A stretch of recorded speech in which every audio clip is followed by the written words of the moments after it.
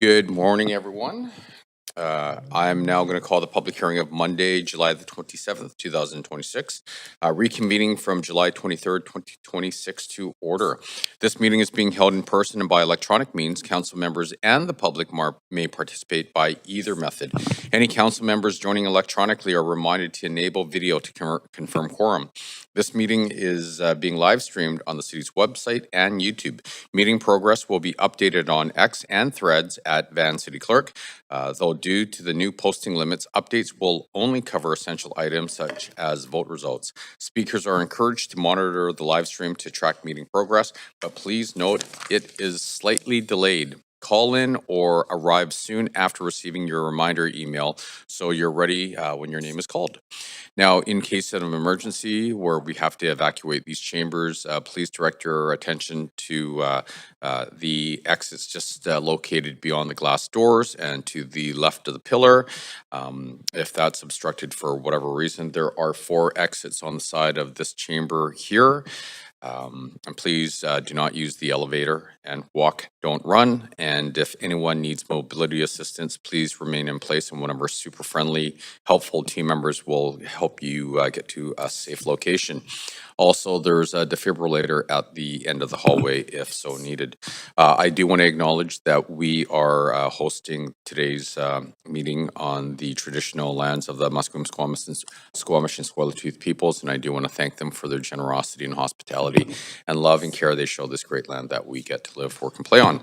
I also want to recognize the immense contributions of all of our team members throughout the city of Vancouver, be it Vancouver Fire Rescue Services, VPD, engineering, bylaws, ACCS, planning, everyone that chooses to work at the city. They make choices and they choose to be here and they work with incredible passion every single day. And I couldn't be more thankful. With that, can we please get a roll call? Thank you. Mayor Sim in the chair, leave of absence for civic business all day. Councillor Kirby Young. Present. Councillor Dominato, leave of absence for civic business from 9:30 to 11 a.m. and a leave of absence for personal reasons from 1:30 p.m. to 4:30 p.m. Councillor Bly, leave of absence for personal reasons from 10:30 a.m. to 1 p.m. and 4 p.m. to 5 p.m. Councillor Fry, a leave of absence for personal reasons from 6 p.m. onwards. Councillor Montague. Present. Councillor Klassen with a leave of absence for civic business from 4 p.m. onwards. Present. Councillor Meisner with a leave of absence for council business from 9:30 a.m. to 11:30 a.m. Present. Councillor Joe. Present. Councillor Maloney. Councillor Orr. Thank you. You have quorum, Mayor Sim. Great, thank you very much. So before we begin, we do have a few announcements. The public hearing will recess at 11:45 a.m. for the Pride launch at noon. The public may speak in person or by phone or may submit written comments to Mayor and Council. Speakers may only speak once and will have up to 5 minutes to comment on the merits of the application. Please state whether you support or oppose the application and if you are a resident of Vancouver. Those representing 4 or more individuals or groups, including themselves, may speak for up to 8 minutes. Each person being represented must confirm their name and presence in person or by phone and may not speak separately. Written comments can be submitted through the Mayor and Council public hearing feedback form on the city's website. If you pre-registered with a presentation, say next to have the clerk advance your slides.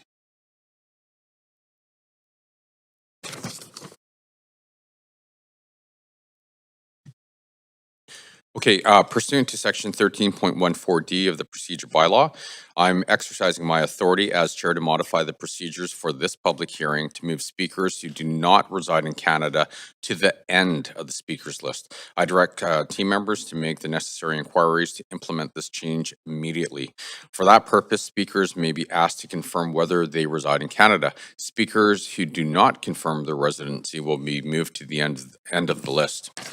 A reminder, at public hearings, council acts as a quasi-judicial body and must focus solely on the merits of the rezoning or heritage application. Members may ask clarifying questions of team members or speakers, including the applicant, but should reserve debate until after the speakers list has been closed. After hearing from speakers, council may, 1, approve the application in principle, 2, approve the application in principle with amendments, 3, refuse the application, or 4, refer the application to team members for further consideration. Finally, if all speakers are not heard this evening, the public hearing will recess and reconvene on a date later to be determined.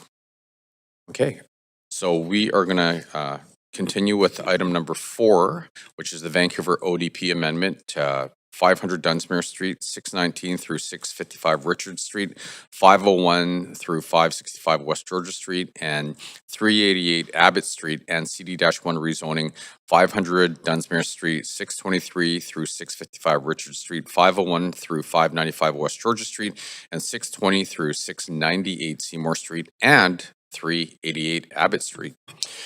Okay, so on July the 23rd, 2026, council heard the team member presentation, the applicant presentation, asked questions of team members and the applicant, completed hearing from speakers, and closed the speakers list and receipt of public comments for item 4. Council will now complete item 4, starting with closing comments from team members and the applicant. Okay, so does the applicant have any closing comments?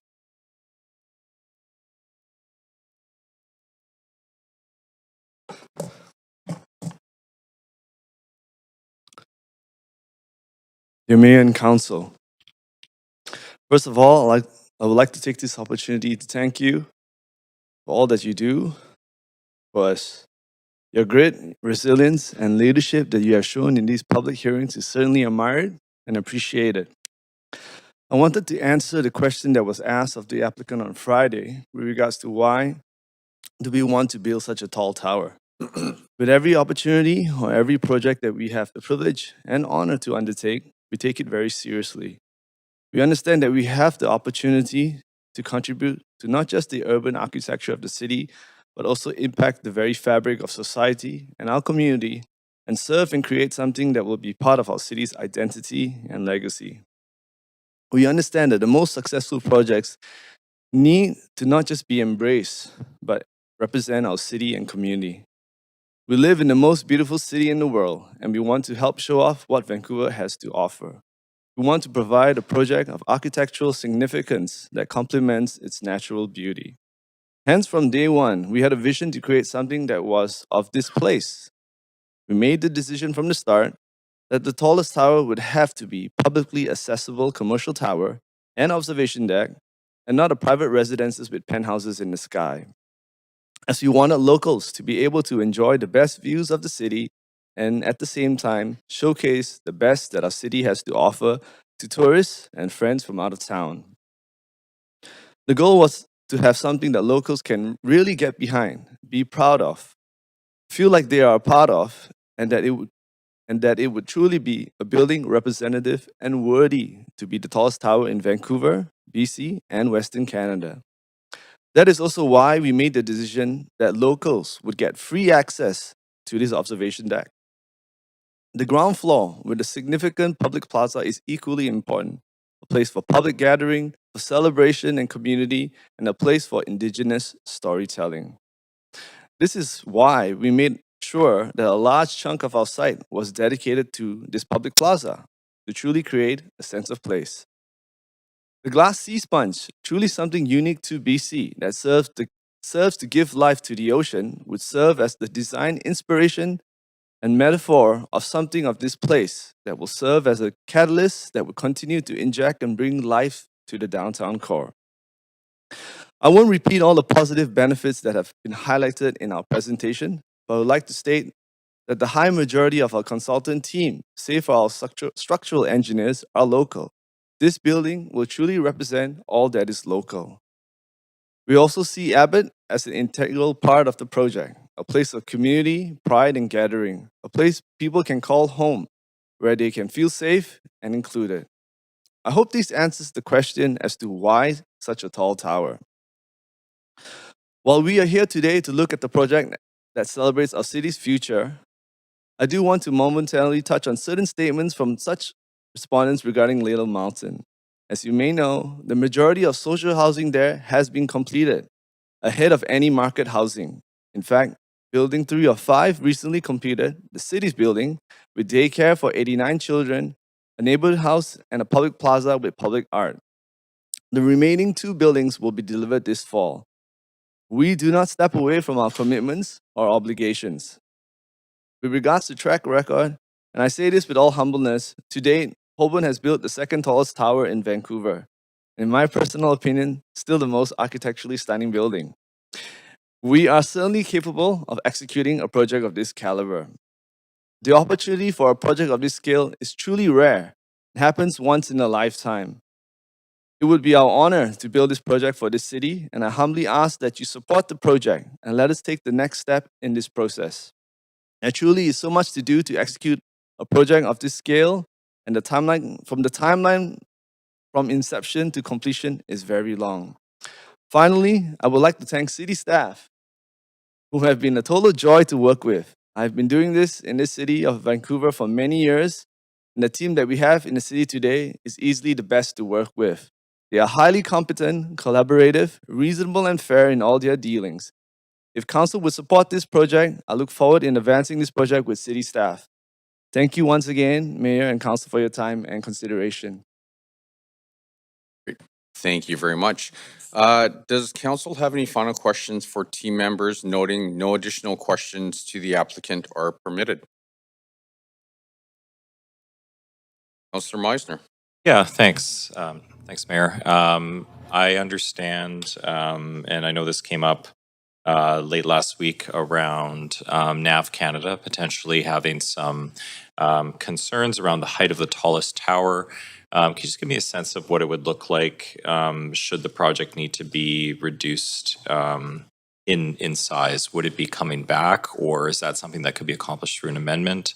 I just want to get a better sense of that before considering voting on this. I have the.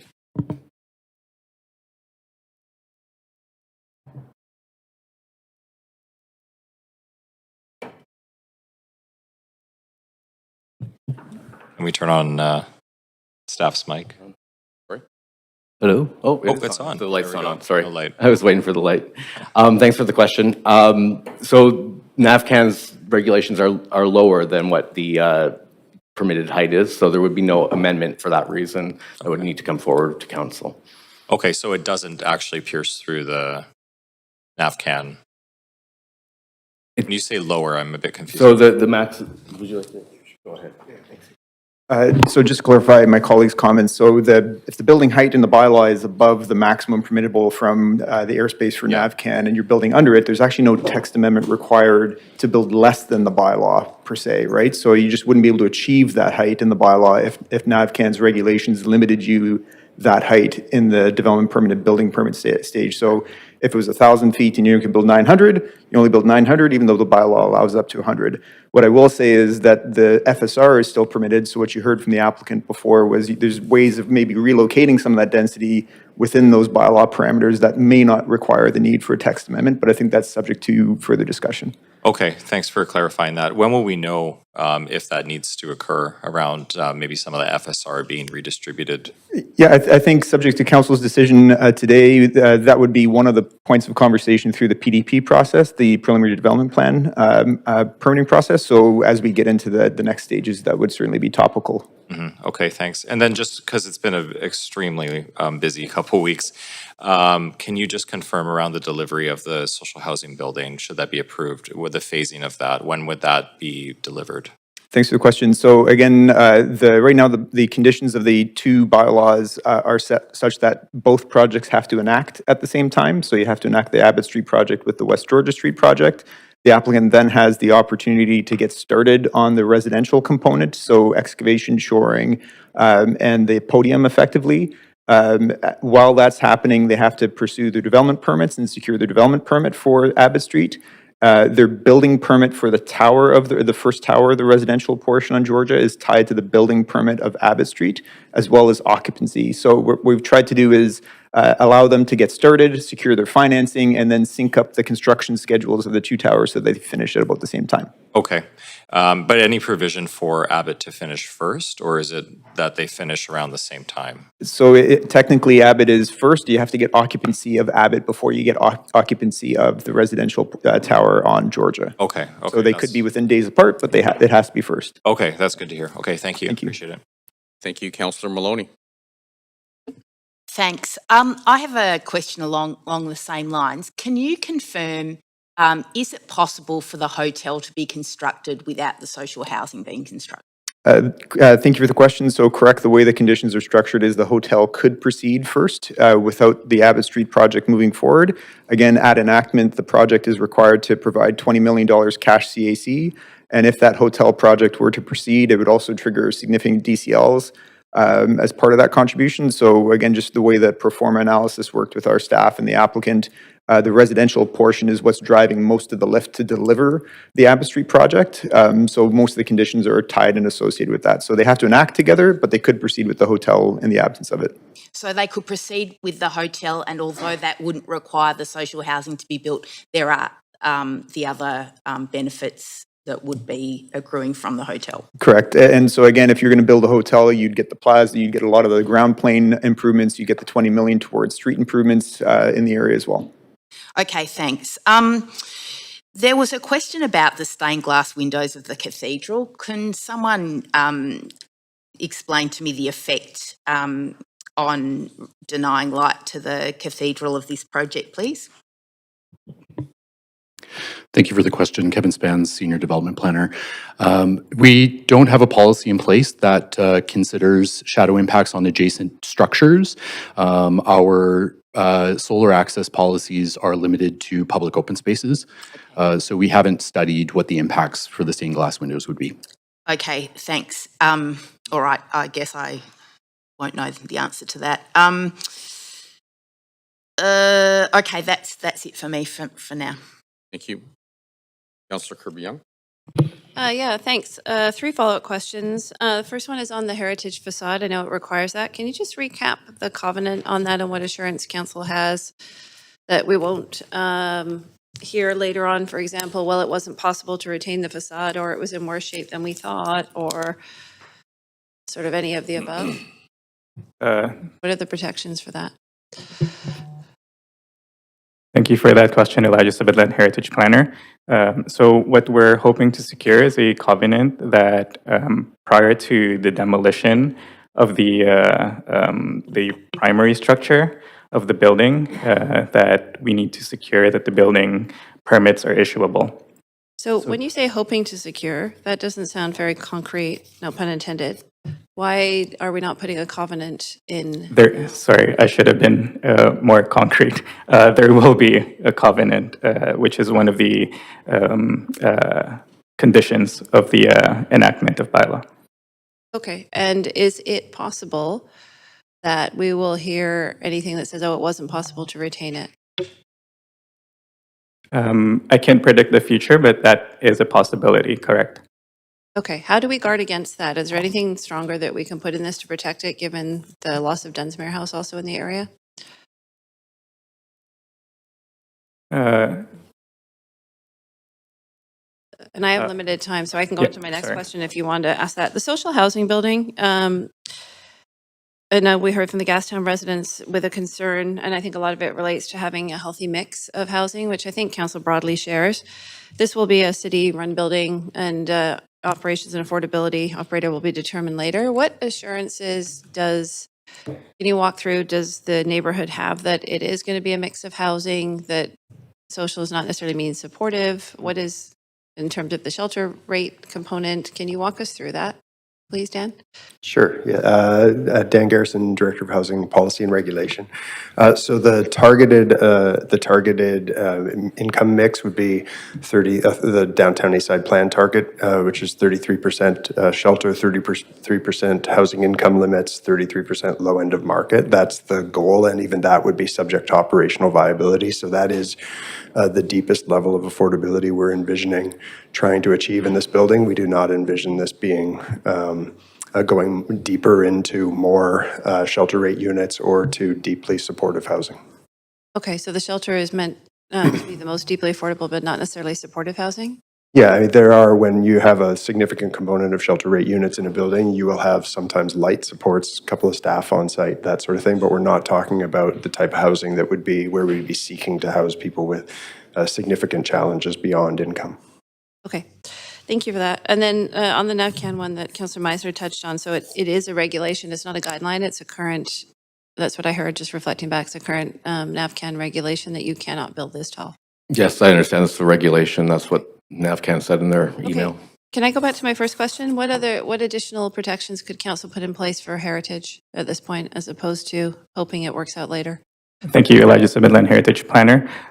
If they're unable to retain the facade, it will be protected as and designated as a protected heritage property. And so we have a number of levers to ensure that it could go back to council should that happen. Can we preclude enactment if they don't retain it? That is correct. Okay, I guess what I'm asking for, is there any language that can be added to this to strengthen this recommendations as opposed to waiting later in the process? It's in there. It's in the conditions. Okay, can you point me to which one? C1, let me flip through and I'll grab you the condition number in a moment. Okay, I'm happy for, I know others have questions, or no, maybe not, but I'm happy if staff want to come back. I'm looking for some assurance that it's as strong as it can be.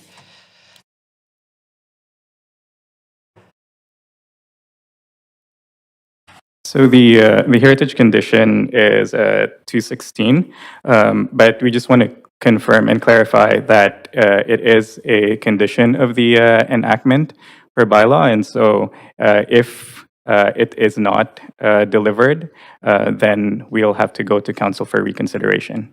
Of reconsideration of the entire Correct. entitlements, so the Yes. ability to proceed at all? Yeah. It is one of the public benefits of this project, and so Okay, has an assessment been done on the And I'm on the sorry, ability to keep Councillor, it? we're at time. Thanks, Mayor. Sorry. Councillor Maloney. I'm happy to use the rest of my time for Councillor Kirby-Young to finish her question. Thanks, Jason Olnick, Director of Development Planning. When we do heritage retention for facades like this, it's an expectation throughout the process that it's retained. Oftentimes, as you move further down the line into construction, there's means and methods questions that get a little bit difficult, but at no point is there an expectation that the final form of development will not include the retention of this facade. If we get to the point, and it would be a pretty significant event where that facade could not be retained, and we've evaluated it as something very easy to retain, we believe. It's well accommodated within the proposal, but if we get to the point where it cannot be retained, they can't enact, so we would have to come back to council. And the entire public benefit strategy includes the retention of heritage, so we would have to reopen that book and go through that conversation. It would be a pretty significant undertaking for the owner, so they're pretty compelled to make sure that it works. That's it, thanks. Okay. Thank you very much. Okay, seeing no one else in the queue, I will remind council that we need to move the recommendation for item 4 together with the yellow memo dated July the 22nd, 2026, entitled Vancouver ODP Amendment 500 Dunsmuir Street. Oh, hold on, sorry, I there's a lot to read here. Just give me 2 secs here, please. So 500 Dunsmuir Street, 619 through 655 Richard Street, 501 through 565 West Georgia Street, and 388 Abbott Street, and CD-1 rezoning 500 Dunsmuir Street, 619 through 655 Richard Street, 501 through 595 West Georgia Street, and 620 through 695 Seymour Street, and 388 Abbott Street. Correction to bylaw number in Appendix D. Okay, so Councillor Klassen, seconded by Councillor Dominato. Thank you, everyone, for your enthusiasm. Council will now make its decision on this application. Multiple councillors missed a portion of this public hearing and will need to confirm that they've reviewed the proceedings to be eligible to vote. Councillor Bly, have you reviewed the proceedings and will you be voting? So Councillor Bly is absent. Is that right? No? Okay, I'll keep going. Councillor Dominato?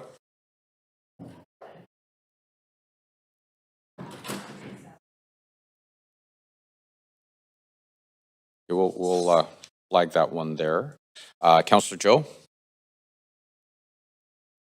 Yes, I have reviewed. I will vote. Great, thank you. Councillor Fry?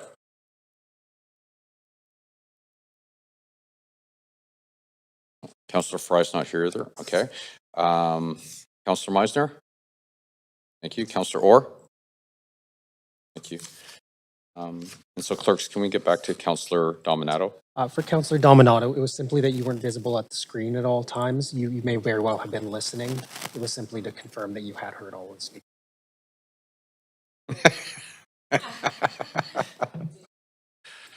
Great. Thank you very much, Councillor. Councillor Maloney. What? Yeah. Sorry. Yeah, great. Thank you very much. So I will take that as an affirmative confirmation. Thank you. Do we have a mover for the recommendations and the yellow memo?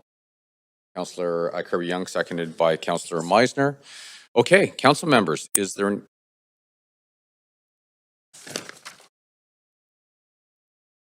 Chair, if councillors in the chamber could just remember to use their mics. Not only can councillors online not hear them, but the public can't hear them on the feed either. Sorry, Councillor. Yeah, there was the recommendation with the yellow memo was moved by myself and seconded by Councillor Dominato. Is that correct? Yeah. Okay, so I'll just ignore that part of the script. Okay, council members, is there any discussion? Councillor Orr. Yeah, thank you. Thanks for staff for quite a thorough sort of answers to all of our questions. I did move the amendment for the alternative recommendation. So if you want to go to the amendment queue, it's just. So I'm just going to put you on the amendment queue, Councillor. Please go ahead.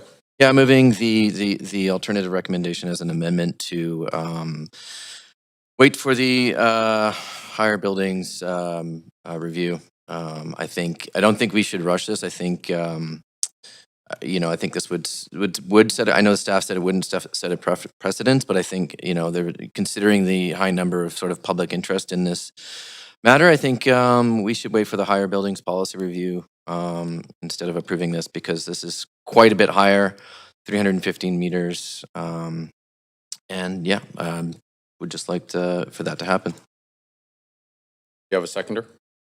Councillor Maloney, thank you. Councillor Kirby-Young? Yeah, so the height's an interesting one because the project was presented as potentially being the tallest building in Vancouver. We do have the intersection of the taller buildings policy review happening. We also have a signature site at the heart of downtown, bookending Granville Street, which council is fully committed to revitalizing. We do need more hotels in the city. It makes sense to me for density, and quite pragmatically, we're hearing that there's an AVCAN regulation, which, unless there's some incredible negotiation and design work that's going on, is not going to allow the ability to build to the proposed height and the extra, forgive me if I don't have the numbers right at the moment, but the extra 10 stories or so. So it's a bit of a moot point, I think, from that perspective, from height, because it's actually not permitted from a practicality, from an AVCAN perspective. So if I take all of those things on balance in terms of revitalization for Granville Street and downtown, supporting the goal for additional hotel capacity, the delivery of a full social housing building, and I know that at 25 stories, which is turnkey to the city, I know we've ascertained that that does provide sort of a balance of mix of tenures. I just want to continue to emphasize that point. For neighborhood residents, I am comfortable with proceeding, so I will not support the amendment to refer it. Thank you. Thank you very much, Councillor Maloney. Thank you. May I ask a point of information through the chair to staff? I'd just like to know how long have the proponents owned this site? Approximately. I don't know. I'm looking for the happening. Quite some time. I don't know the exact, more than 10, less than 20, give her a range. Okay, More than 20? More than 20. Not hearing from over there, but I'm hearing more than 20. Okay, thanks very much. Yeah, I'll let Councillor Orr speak first. Thanks.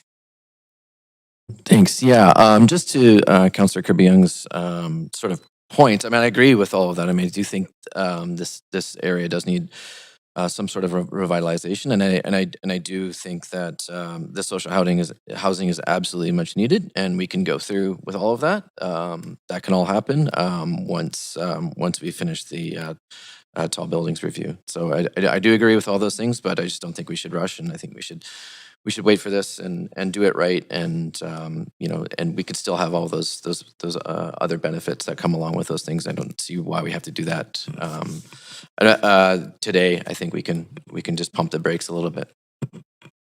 Thanks, Councillor Maloney. Yeah, thanks.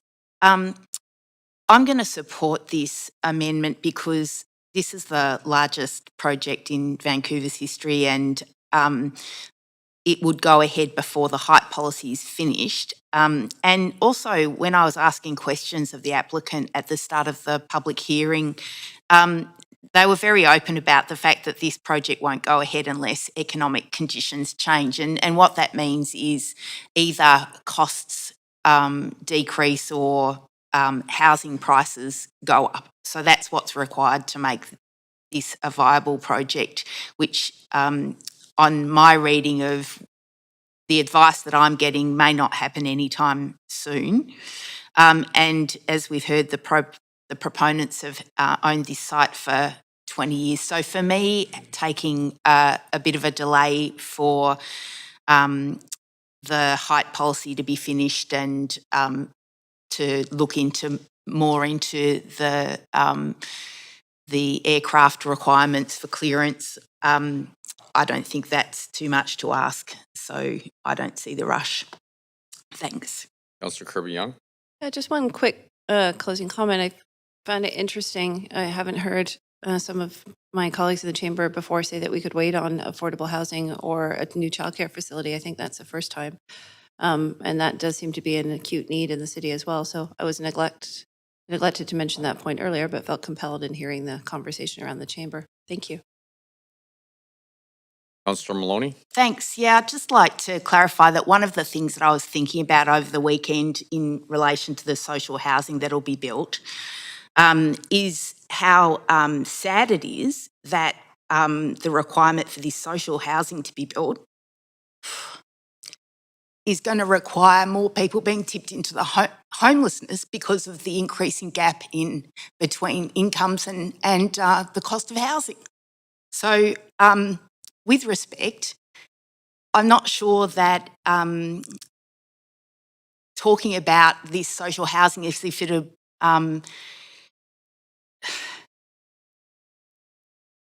completely negate the negative impacts for our housing crisis from the required increase in housing costs for this to go ahead is, I just don't know how to deal with that. But anyway, I think I've said enough on that. Thank you. Councillor Meisner. Yeah, thanks, Mayor. Was just listening to the comments from my colleagues. I think maybe there's a bit of a misunderstanding around this project based on what I just heard.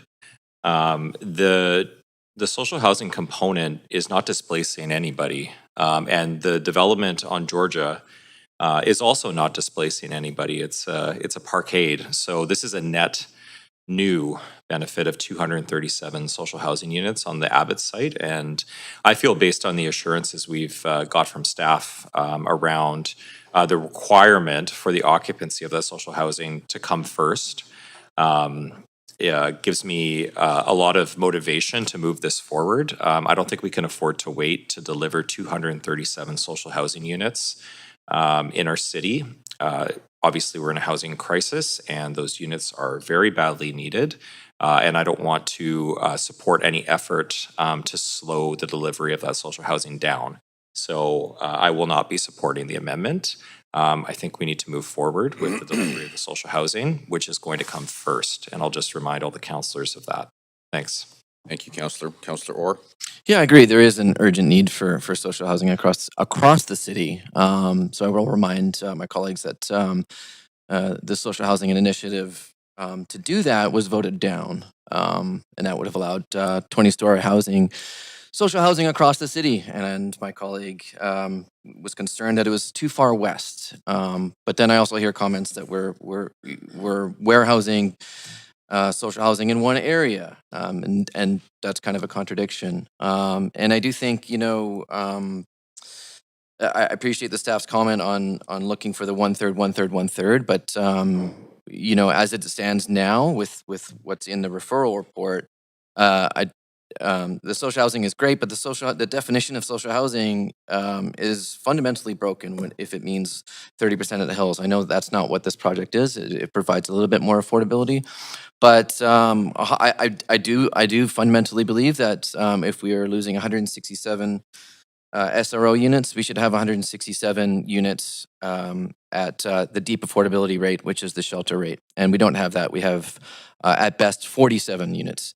That's 120 that we're missing. So we are actually losing deep affordability here, in my mind. So yeah, thanks for the robust discussion. Thanks.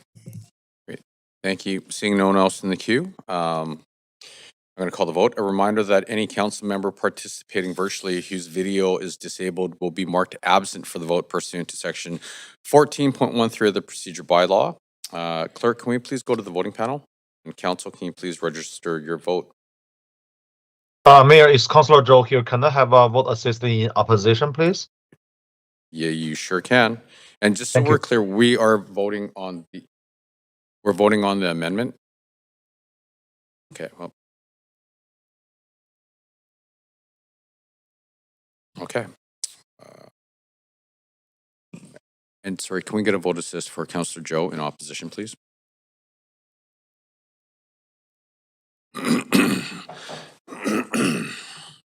Okay, and so Councillor Orr's amendment fails with myself, Councillor Kirby-Young, Dominato, Montague, Klassen, Meisner, and Joe in opposition, and Councillor Bly absent. Okay. So if we can go back to the main menu. Councillor Orr, anything else? Yeah, maybe just some closing comments. I might also jump back on just to sort of gather myself. But I mean, yeah, no, I appreciate all the staff's work on this. There is a lot of public benefits from this. I just don't think it goes quite far enough. And I do appreciate the thoughtfulness of the design.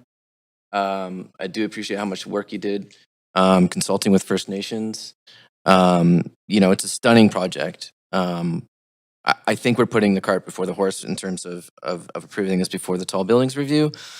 And I do think, there's other considerations too that we haven't quite figured out. The heritage considerations, the concerns from the church next door, and the concerns around, do we really need these amount of hotel rooms? I do appreciate also that the observation deck, if approved, will be open to the public. I think I think there's this in general there's this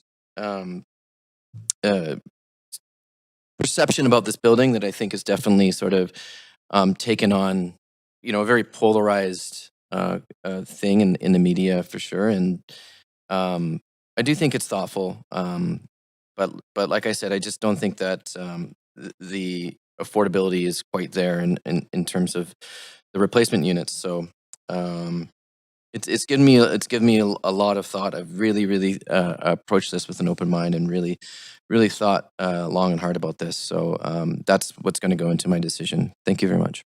Thank you. Councillor Kirby-Young. Yeah, thanks very much. It's been a good discussion. It's a significant project, and I think it's important that a lot of the questions that were asked, I think that this is an exciting opportunity to revitalize, quite honestly, a sort of pretty dormant site right in the heart of downtown, and sort of move from sort of an old concrete kind of, I don't want to say bunker style, but sort of space that's just sort of warehousing cars predominantly in the heart of downtown. There are a few businesses there. I understand and appreciate that. But the site is really underutilized from a public benefit perspective. It is a signature piece of real estate in our city and in the heart of downtown. This council has said it's fully committed to a vibrant Vancouver, both downtown and coming off of the Granville Street zone. This is very consistent with that. It delivers additional hotel rooms. It delivers residential, which puts people and energy downtown both day and nighttime, which is always helpful to supporting vibrancy and to supporting public safety.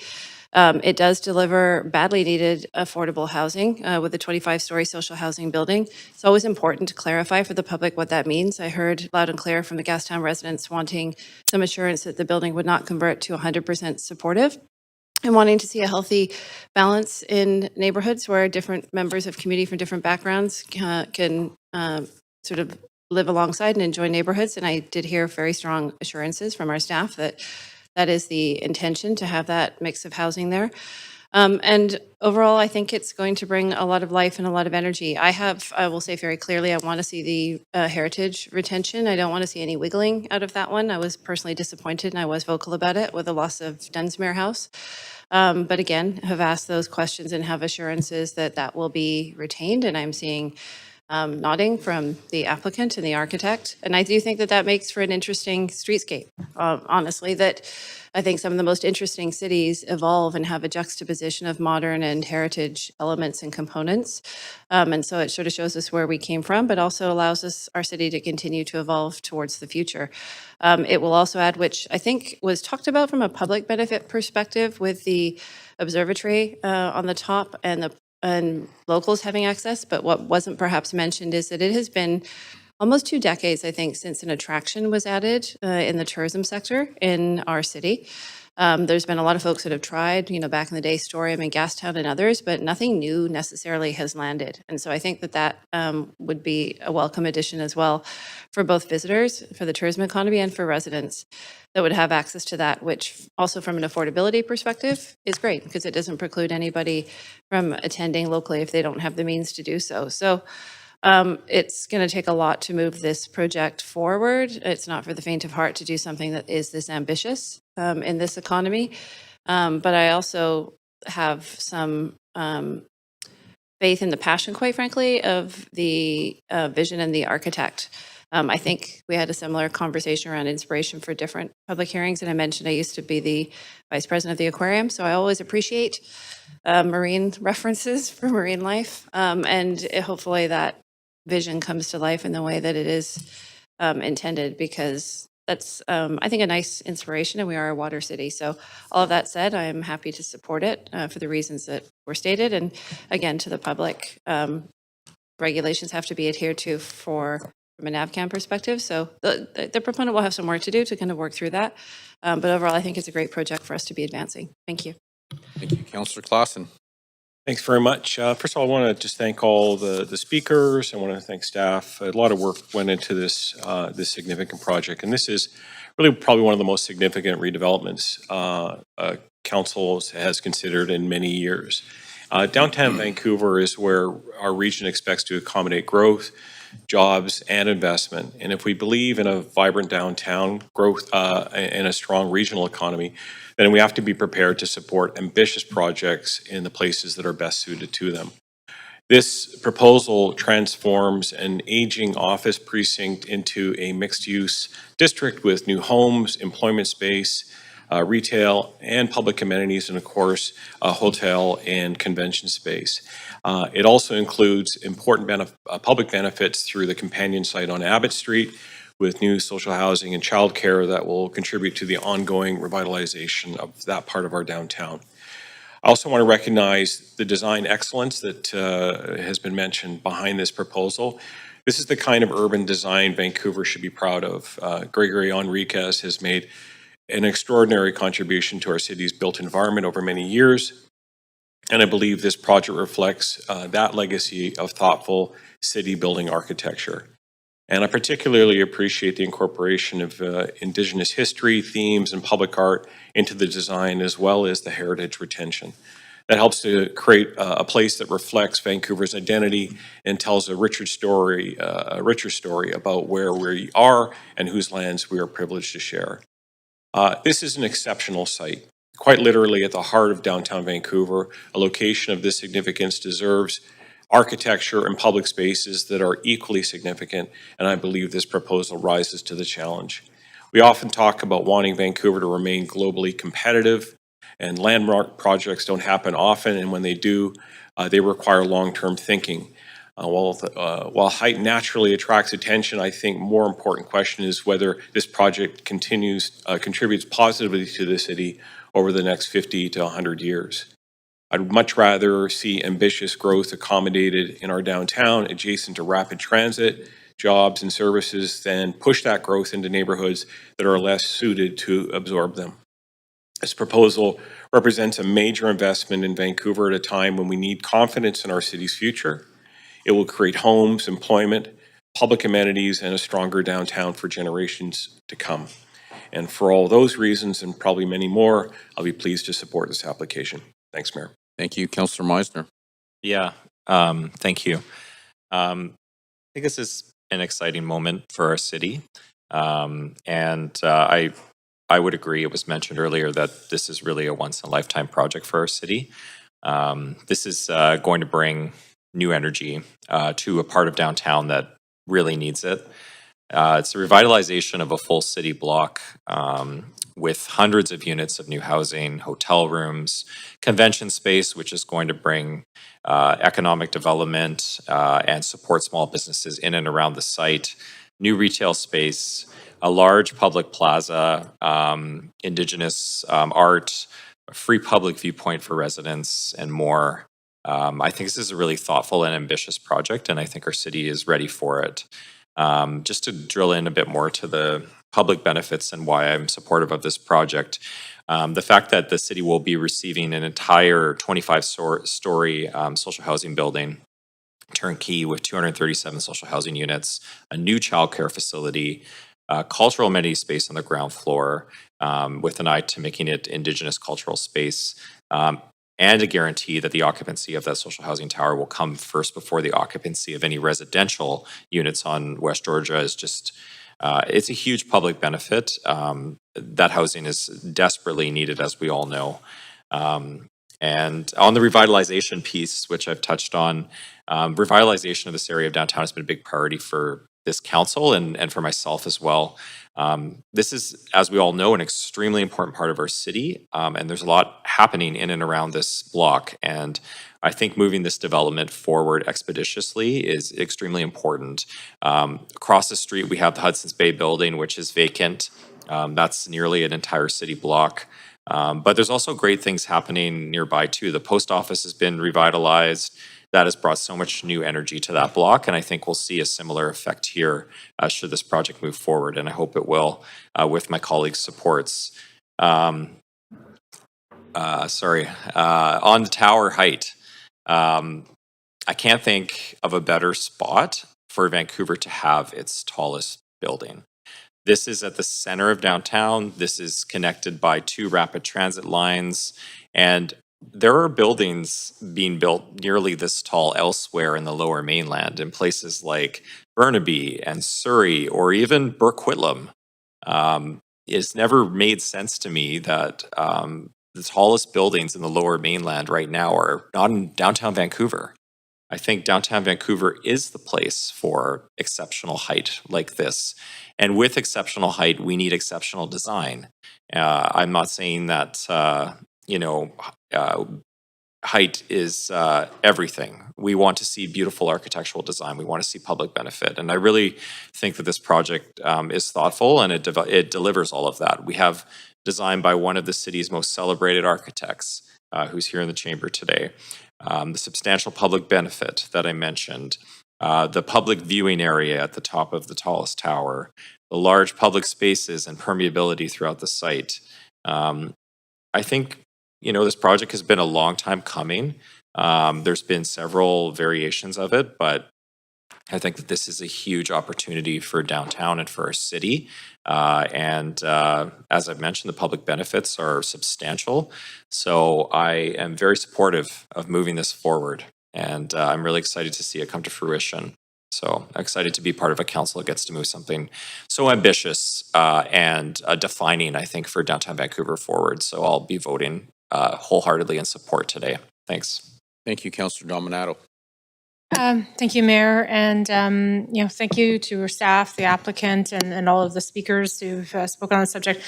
Listen, my colleagues have really spoken to the merits of this project, and so I'll probably be more brief in my comments, but simply to say that you've heard them say it's ambitious, it's bold. I think it will be viewed as iconic. Notably, when I was going through the report, it stood out the differences in tenure, the fact that it will include strata ownership opportunities, rental, commercial, the hotel conference space, the social housing at Abbott was talked about with the childcare. I think the public access viewing platform will be welcomed. I know for many of you who travel, and I enjoy traveling as well, as when you go to new cities, you're always looking for the upper heights of whether it's a mountainside, hillside, a tower to see your surroundings. And so I think it actually will be well enjoyed not only by locals, but also visitors who come to our city. And I've said this before, I rarely comment on the architectural side of buildings because I don't have an architectural background, but I was quite taken by the design. I was quite taken by the glass sponge. I didn't know about glass sponges before. I thought it was quite incredible but I can see it, and I think it will be viewed as a beautiful legacy piece as part of the city. So it's not just the tangible pieces of providing new housing and commercial activity and hotel space, but also the intangible, the artistic aspect, but also the elements that my colleagues have alluded to, which is around the energy and revitalization that this development will bring to this area. And we've seen this in other areas as well. And that creates more opportunity, better quality of life for all. And so I'm happy to support the application today. Thank you very much. Councillor Maloney. Yeah, thanks. This project looks beautiful. I admire the thought that's gone into the design. The project planned will bring a lot of benefits to the city and this neighbourhood, not the least of which is activating sites that have been laying dormant for far too long. The additional market housing supply would eventually be beneficial should housing prices increase enough to make this project pencil, and it'll eventually contribute to the supply of hotel rooms. The social housing will be helpful in housing the increasing number of Vancouverites who can't afford market rents. But when I've been considering my decision on this project, my overarching concerns have related to the proponent's social licence to operate. There has been an extremely long gap between the destruction of social housing at Little Mountain and the construction of new social housing. The loss of the Dunsmuir Hotel was enraging to a lot of people for heritage reasons, as well as its potential for remaining as shelter rate housing during the period of the proponent's ownership, which is over 20 years, as we've had confirmed. The tax breaks given to the proponent have not endeared them to the community. I think some people would be disappointed by the possibility that the hotel may be built before the social housing. And on the other hand, the Dunsmuir site's been sitting vacant for such a long time that it's generally not been a good thing for downtown. As I mentioned, I think it's pretty strange that the largest project in Vancouver's history is going ahead before the height policy the high buildings policy is completed. And I suspect that relates to the circumstances and timing that we find ourselves in. So although of market housing supply, and I definitely want the non-profit housing that will be built, I'll be voting against this on the basis that I don't think Holborn should be rewarded for how they've conducted themselves in our city for a very long time. Yes. I have a point of procedure. Are councillors allowed to base their vote on facts that are outside of the specifics in front of us for a public hearing based on proponents' other projects or procedures? I understood that was legally not permitted. Can we get some clarification on that, just for my own benefit and information, that we can't consider, we just need to consider the specifics of a proposal in front of us and whether it does or does not fit policy, and whether or not council feel it does or does not have merits based on whether it fits policies or not, but we can't vote based on other considerations or other information? Can we get some information through you to the staff? Thank you for the question, and if law's on the line, they can chime in too, but I'll just say that council is permitted to consider and reflect on representations made during the public hearing. We did hear comments from the public on other projects like Little Mountain, so I think that is within the realm of permissions within the procedures, but I will ask law to chime in if there's anything extra to share.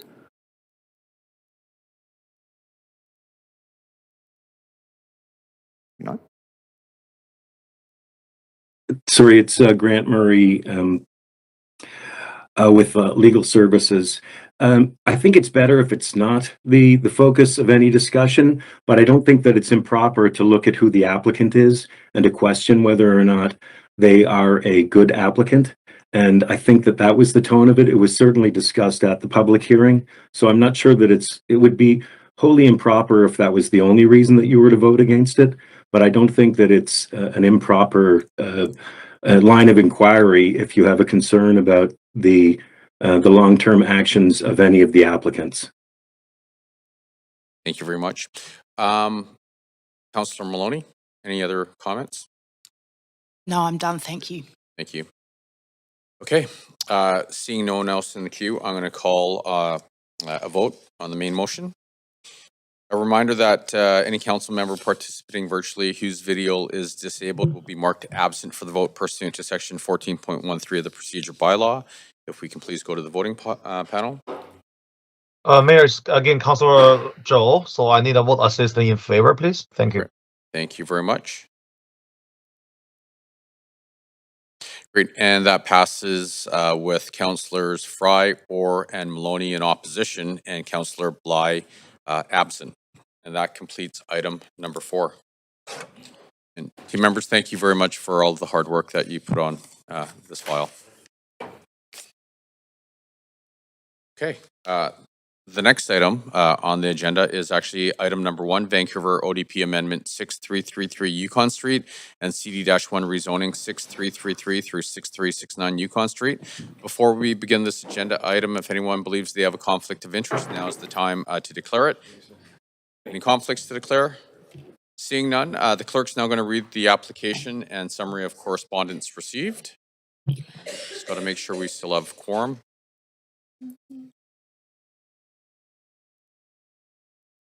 1, 2, 3, 4, 5, 6. Great, thank you.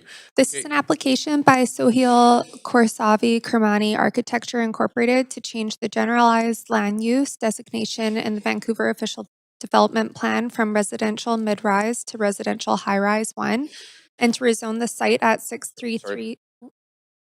Don't, Councillor Meisner? Sorry. We just lost quorum. Councillor Meisner? And Councillor Klassen? Awesome, thank you. Please go ahead. At 633 to 6369 Yukon Street from residential to comprehensive development district to permit the development of a 23-story residential building containing 276 rental units. A floor space ratio of 6.55 and a height of 70 meters are proposed. The General Manager of Planning, Urban Design, and Sustainability recommends approval subject to conditions set out in the summary and recommendations and yellow memorandum dated July 10th, 2026, entitled Vancouver ODP Amendment and CD1 Rezoning 6333 to 6369 Yukon Street, Council considerations when amending an ODP. The following correspondence has been received since referral to the public hearing. 1 piece of correspondence in support and 4 pieces of correspondence in opposition. This represents all correspondence received up to 8:30 this morning today.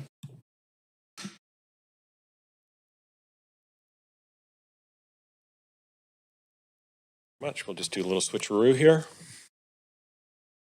Okay.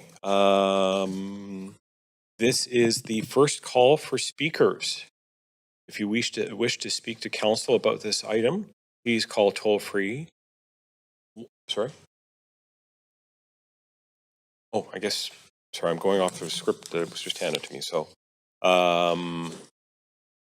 yes, you're right. Okay.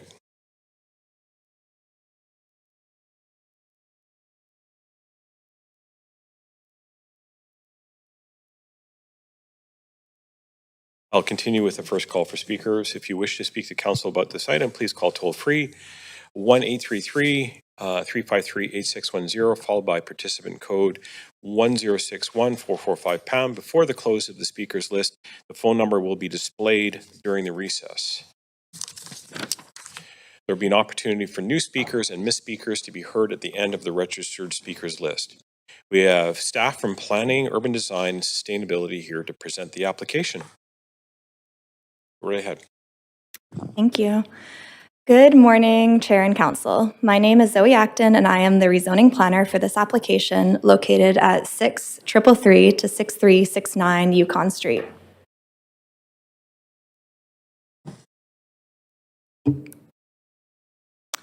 The site, outlined in red, is comprised of 3 parcels located mid-block on the west side of Yukon Street between West 46th Avenue and West 48th Avenue. The surrounding properties are primarily residential, with several mixed-use buildings along Canby Street. The area consists of a mix of single-detached dwellings, townhouses, and mid-rise mixed-use buildings. There are 4 units of rental housing on the site, and all tenancies are eligible under the city's tenant relocation and protection policy for transit-oriented areas rezoning policy. Under the Vancouver Official Development Plan, the site is split designated. 2 of the 3 subject properties are designated Residential High-Rise 1, and the 3rd subject property is designated Residential Mid-Rise. An ODP amendment to change the designation of one property from Residential Mid-Rise to Residential High-Rise 1 for heights up to 26 stories is required to enable the proposed height and density. This application is being considered under the Transit-Oriented Areas Rezoning Policy. The red star indicates the proposed rezoning site. The policy permits a 20-story residential rental building with 20% of the floor area secured as below market rental units. The maximum allowable density is 5.5 FSR. The application is for a 70-meter-tall, 23-story rental residential tower with a density of 6.55 FSR. The proposal includes 276 rental units with 20% of the floor area secured as below market rental. Under the Vancouver Charter, consultation opportunities must be provided for persons, organizations, and authorities affected by an ODP amendment. Council directed staff to consult with the Vancouver School Board, Conseil Scolaire Francophone, and the Musqueam Indian Band, Squamish Nation, and Tsleil-Waututh Nation. The school board noted capacity shortages at both Annie B. Jameson Elementary and Eric Hamber Secondary Schools. The VSB employs strategies to mitigate enrollment pressures, including reducing out-of-catchment enrollment, relocating district choice programs, adjusting catchment boundaries, undertaking renovations, and deploying portables. No other comments were received from other groups by the end of the consultation period. Approximately 10 submissions were received during the public consultation period. Support was received for the application for the new rental housing and the site's proximity to transit. In response to concerns regarding construction-related traffic, impacts are addressed through a site-specific construction management plan that coordinates staging, truck routing, and schedulizing to minimize overlap with nearby construction activity and to reduce disruption to local streets. As for concerns with height, although the proposal slightly exceeds the typical 20-story limit, it is consistent with the TOA rezoning policy, which allows consideration for additional height and density on sites with exceptional transit access and strong urban design performance. Finally, in response to concerns for insufficient parking, parking for the project is designed in accordance with the city parking requirements. The public benefits from this application include a DCL contribution of approximately $5.2 million and a public art contribution of approximately $300,000, as well as the secured market rental housing units and below market rental housing units. In conclusion, this proposal is generally consistent with the intent of the Transit-Oriented Areas Rezoning Policy. Staff support this application, subject to conditions in Appendix C of the report. Staff and the applicant team are available to answer questions. Thank you. Thanks very much. Would the applicant like to present?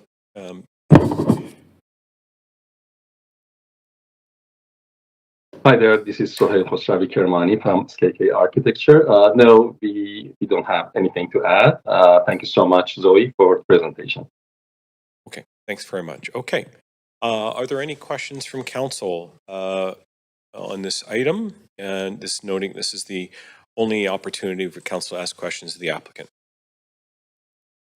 Okay, seeing no one on there, this is the second call for speakers. If you wish to speak to council about this item, please call toll-free 1-833-353-8610, followed by the participant code 1061-445# before the close of the speakers list. The phone number will be displayed during the recess. Now we will hear from the public. Any speakers in the council chamber, please come forward to the public speaker podium on the left when it is your turn. The podium height can be adjusted using the controls on the right-hand side. Phone-in speakers will be unmuted when it is your turn to speak. Speakers have up to 5 minutes to make their comments and should limit their comments to the merits of the report being considered. Our first registered speaker is Mike Bisker. Is Mike present?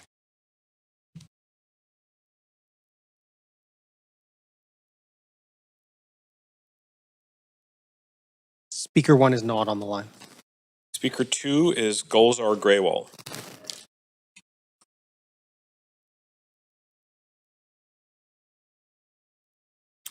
Speaker 2 is not on the line. Speaker 3 is Annika Anderson.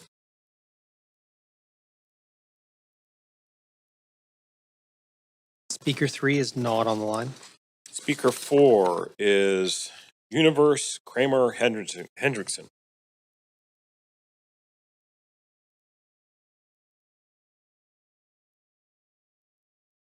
One moment. Speaker 4 is not on the line. Speaker 5 is Prath.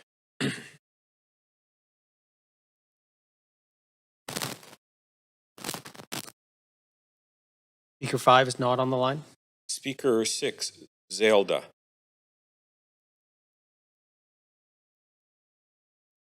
Speaker 6 is not on the line. Speaker 7, Bo.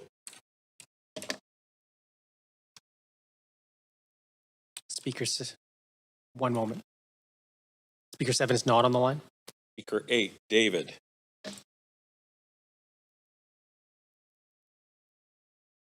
Speaker 8 is not on the line. Speaker 9, Emily.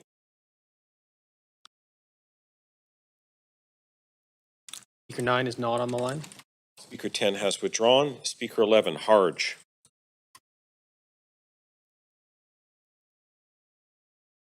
Speaker 11 is not on the line. Speaker 12, Preet.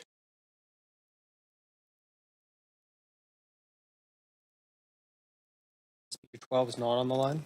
Speaker 13, Gabby.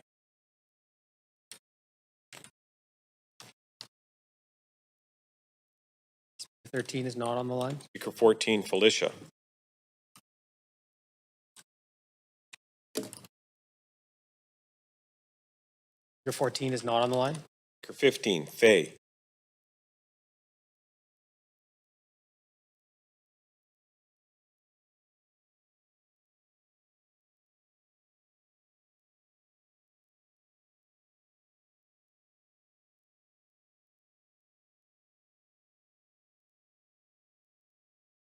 One moment.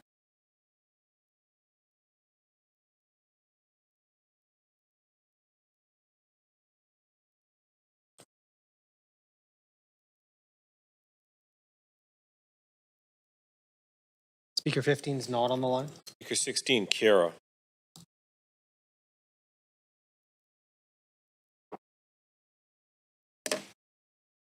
Speaker 16 is not on the line. Speaker 17, Matthew DeMarkey. Speaker 17 is not on the line. Speaker 18, Rowena.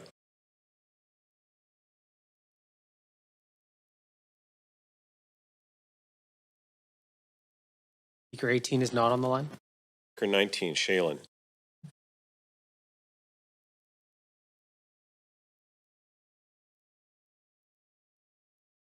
Speaker 19 is not on the line. Speaker 20, Christina. Speaker 20 is not on the line. Speaker 21, Christina.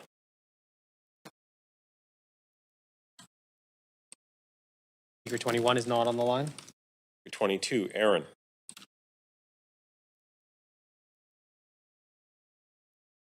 Speaker 22 is not on the line. Speaker 23, Robert.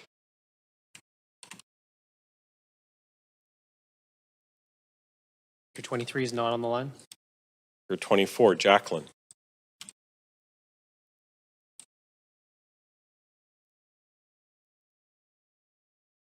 Speaker 24 is not on the line. Speaker 25, Alan Lynn.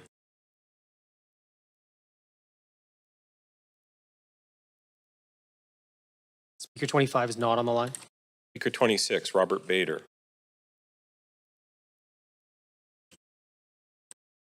Speaker 26 is not on the line. Speaker 27, Gibby Cherian.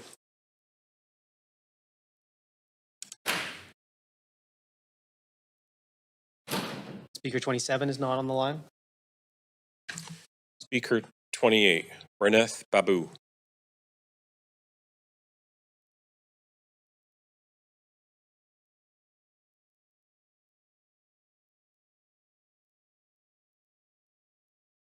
Speaker 28 is not on the line.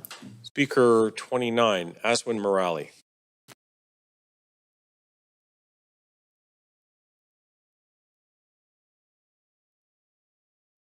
Speaker 29 is not on the line. Speaker 30, Sheila Bulisser. Speaker 30 is not on the line. Speaker 31, Justin Passes.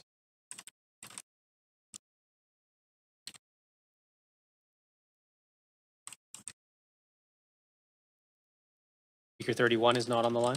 Speaker 32 has withdrawn. Speaker 33, Adora Nilos.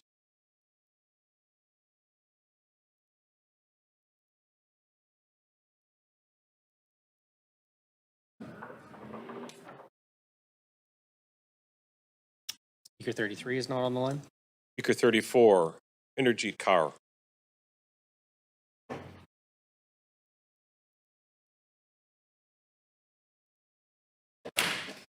Speaker 34 is not on the line. Speaker 35, Paul Gatto.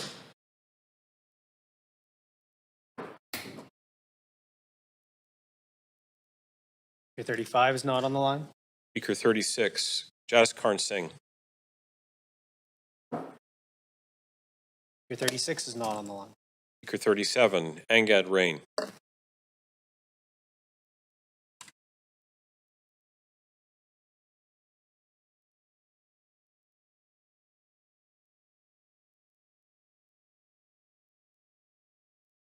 Speaker 37 is not on the line. Speaker 38, Mateus Ramos.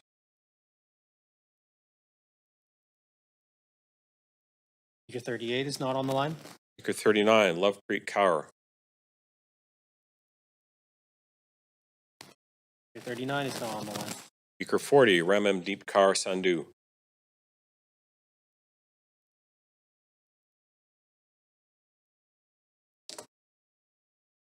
Speaker 40 is not on the line. Speaker 41 is withdrawn. Speaker 42, Michelle Travis. Speaker 42 is not on the line.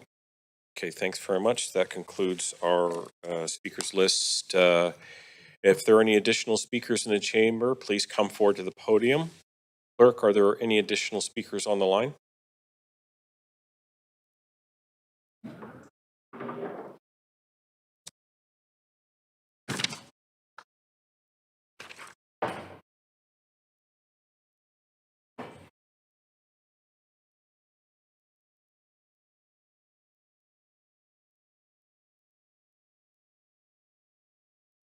Okay. I'll ask them their name and residency. Ann Watson? Watley, okay. Wesley. Ann, are you there?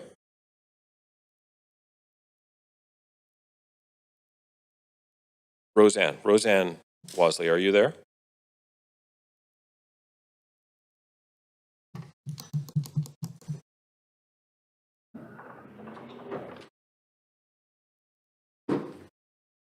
Roseanne, are you there?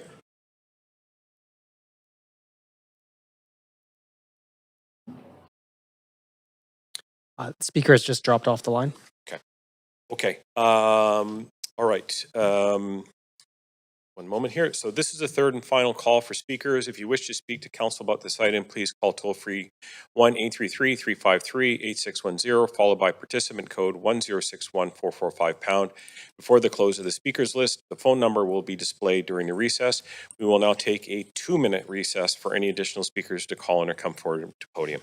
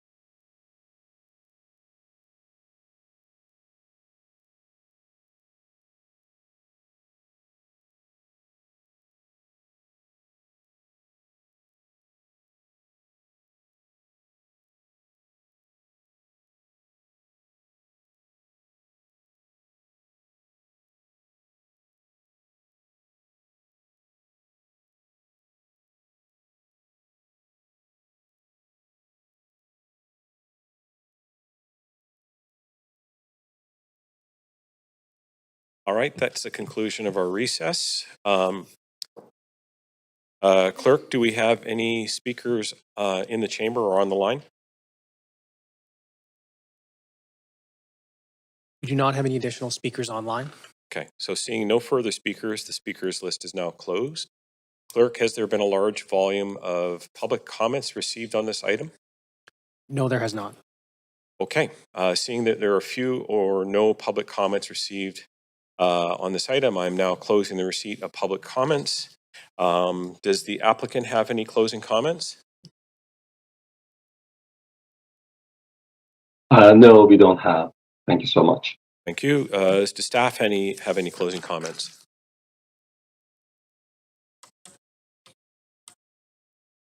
Thanks very much. Okay.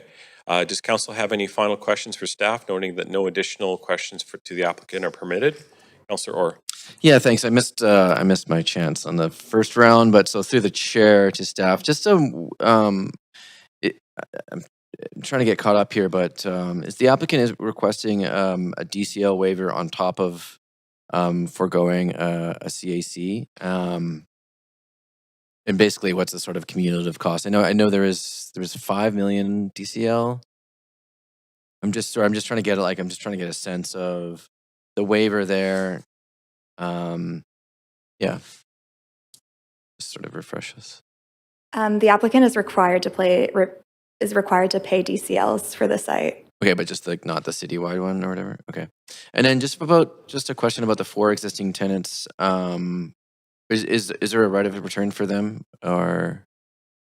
I'll defer that question to my housing planner who's joining us online. Hello. Yes, there will be a right of first refusal for all 4 eligible tenants on site. Perfect, thanks. That's all my questions. Thanks you, Councillor. Okay. Okay, Clerk, did we receive any additional public comments since the close of public comments? Just one moment.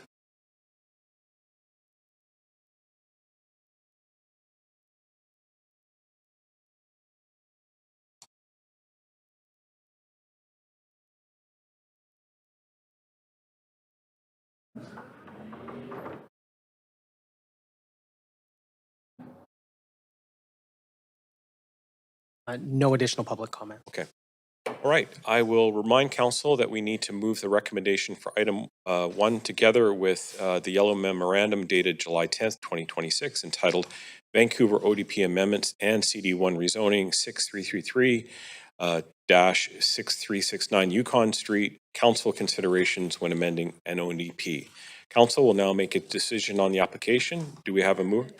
A move by Councillor Dominato, seconded by Councillor Kirby Young. Okay, council members, is there any discussion? Okay, we will proceed to a vote. Please take us to the voting panel, Clerk. Chair, is Councillor Zhou here? I need a vote assistant in favor, please. Thanks. Yeah. Got ya. Okay. And just waiting is Councillor Fry. Councillor Fry, are you there? Okay, so Captain Fry. All right. So that that passes with support from all present. Thank you. Okay. All right. Great. That completes item 1. So now we're going to go to item 2, Vancouver ODP Amendment and CD1 Rezoning 6525-6577 Oak Street.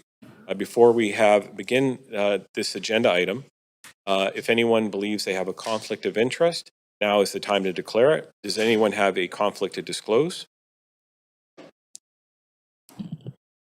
Okay, so the clerk will now read the application and the summary of correspondence received. This is an application by McKinley Studios to amend the generalized land use designation in the Vancouver Official Development Plan from mixed use mid-rise to mixed use high-rise and to rezone commercial district to comprehensive development district to permit the development of an 18-story mixed-use building containing 189 rental units, of which 20% of the residential floor area will be secured as below-market rental units, private 160-space childcare facility, and commercial space on the ground floor. A floor space ratio of 7.5 and a height of 57 meters are proposed. The General Manager of Planning, Urban Design, and Sustainability recommends approval subject to conditions set out in the summary and recommendation. Following correspondence has been received since referral to the public hearing. 21 pieces of correspondence in support and 5 pieces of correspondence in opposition. This represents all correspondence received up to 8:30 this morning.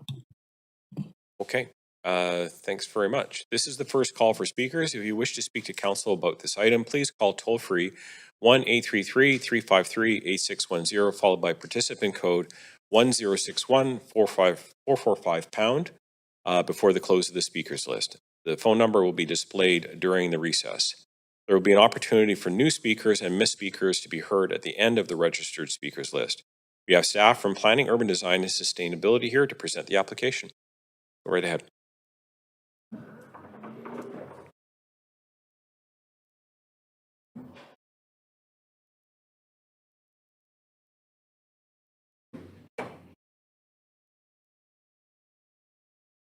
I think the mic's not on. It is? Okay, thanks. Good morning, Mayor, Council, and members of the public. My name is Hannah Jarrett, rezoning planner for this application being considered under the Cambie Corridor Plan. The site in red consists of 2 parcels on the southwest corner of Oak Street and West 49th Avenue. It's currently developed with a gas station and sporting goods store. The surrounding area consists of low-rise commercial buildings along Oak Street, with low-density residential to the east and west. The Lingara 49th Avenue Canada Line station is 900 meters to the east.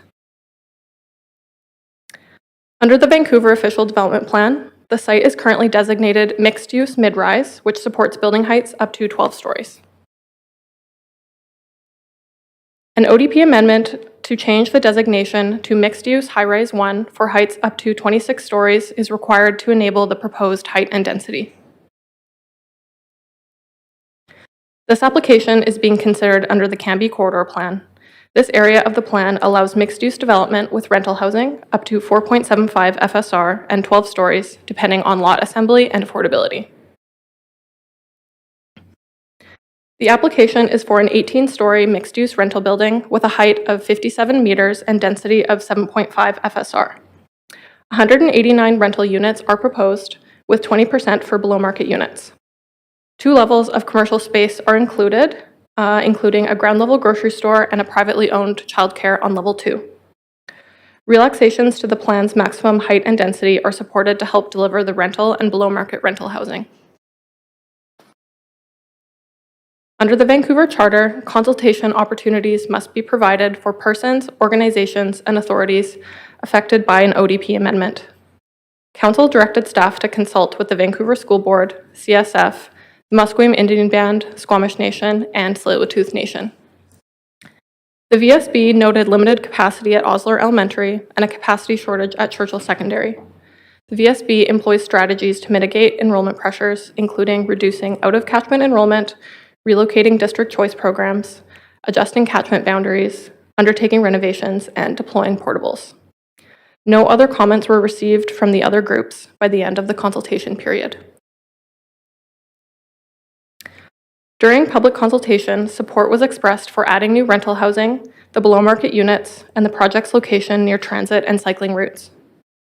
Concerns related to height and density being inconsistent with the surrounding context, increased traffic and parking issues, and impact on the character of the neighborhood. In response, the increase in height and density supports new rental and below-market rental housing. Regarding traffic and parking, the proximity to transit and bikeways encourage transportation modes other than private vehicles. With respect to neighborhood character, the Cambie Plan envisions more height and density than currently exists in this area. The proposal enhances this neighborhood commercial node by providing a ground-level grocery store, and the additional height and density support the delivery of below-market units. Staff have assessed that the form of development is compatible with a transit-connected neighborhood. The total public benefits for this application are approximately $2.8 million, comprised of development cost levies and a public art contribution. Other benefits include 189 units of rental housing with approximately 39 below market. In conclusion, staff support the application, subject to conditions in Appendix C of the report. Staff and the applicant team are available to answer questions. Thank you. Thanks very much. Would the applicant like to present the application? Hello. Hi. Yes, thank you, Mayor Council, for your consideration. On behalf of myself, Gord McPherson, my partner Scott Burse, and our architects Walker McKinley and Kelsey, we really do appreciate having this opportunity. We are excited about this project. We've worked in concert with the planning department to come up with a plan that for this tower that includes grocery on the ground floor and a first-class daycare operator. In addition to what was already just explained to you by planning, we also have an above average concentration of family-sized apartment units, which we believe is important. That, along with the BMR, we believe is much needed in the area, and are very excited and are here to answer any questions that you might have. You do have a question from Councillor Kirby-Young, I believe. Yeah, thank you. It's a question to the applicant, and it's a simple one. Are you looking at a full-size grocery store, and are you able to share who the intended operator is at this point? Yes, our intended operator is Loblaws. It would be a no-frills grocery store, so it would be one of their slightly smaller markets, but really more catered to the immediate neighborhood. Okay, and presumably you elected to put grocery there because you did an analysis and recognized there's not a lot of food options in the neighborhood? Absolutely. Yeah, no, it was, the feedback was very positive from that industry. Loblaws did their own research and came back with it being a very compelling location. Okay. Thank you very much. Thank you. Councillor Maloney? Yeah, question for the applicant. Oak Street and 49th Avenue are really busy roads. What measures are you taking to mitigate the impacts on residents of traffic noise and pollution? I might ask Walker to join me.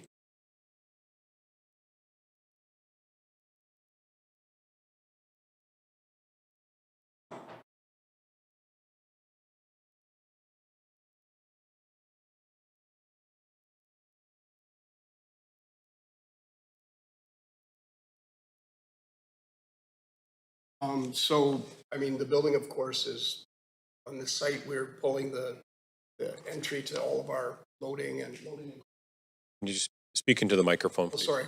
We're pulling all the loading and garbage off the lane, so it's not creating more traffic on the street as those things are moving in. We're also supplying, 404 bike stalls in the project. We do see it as a transit-oriented site, that there will be a lot of biking and a lot of walking in this neighborhood to get to the transit. And in terms of noise, I mean, I think it's going to be a first-class building with, Yeah, I'm interested in hearing about the windows and the building envelope. we're not quite there yet, but it'll be a first-class building with, all of the normal windows, and I'm not sure how to answer that question. Okay. Are you thinking there'll be noise from the Perhaps, building or into the staff building? could help me out here.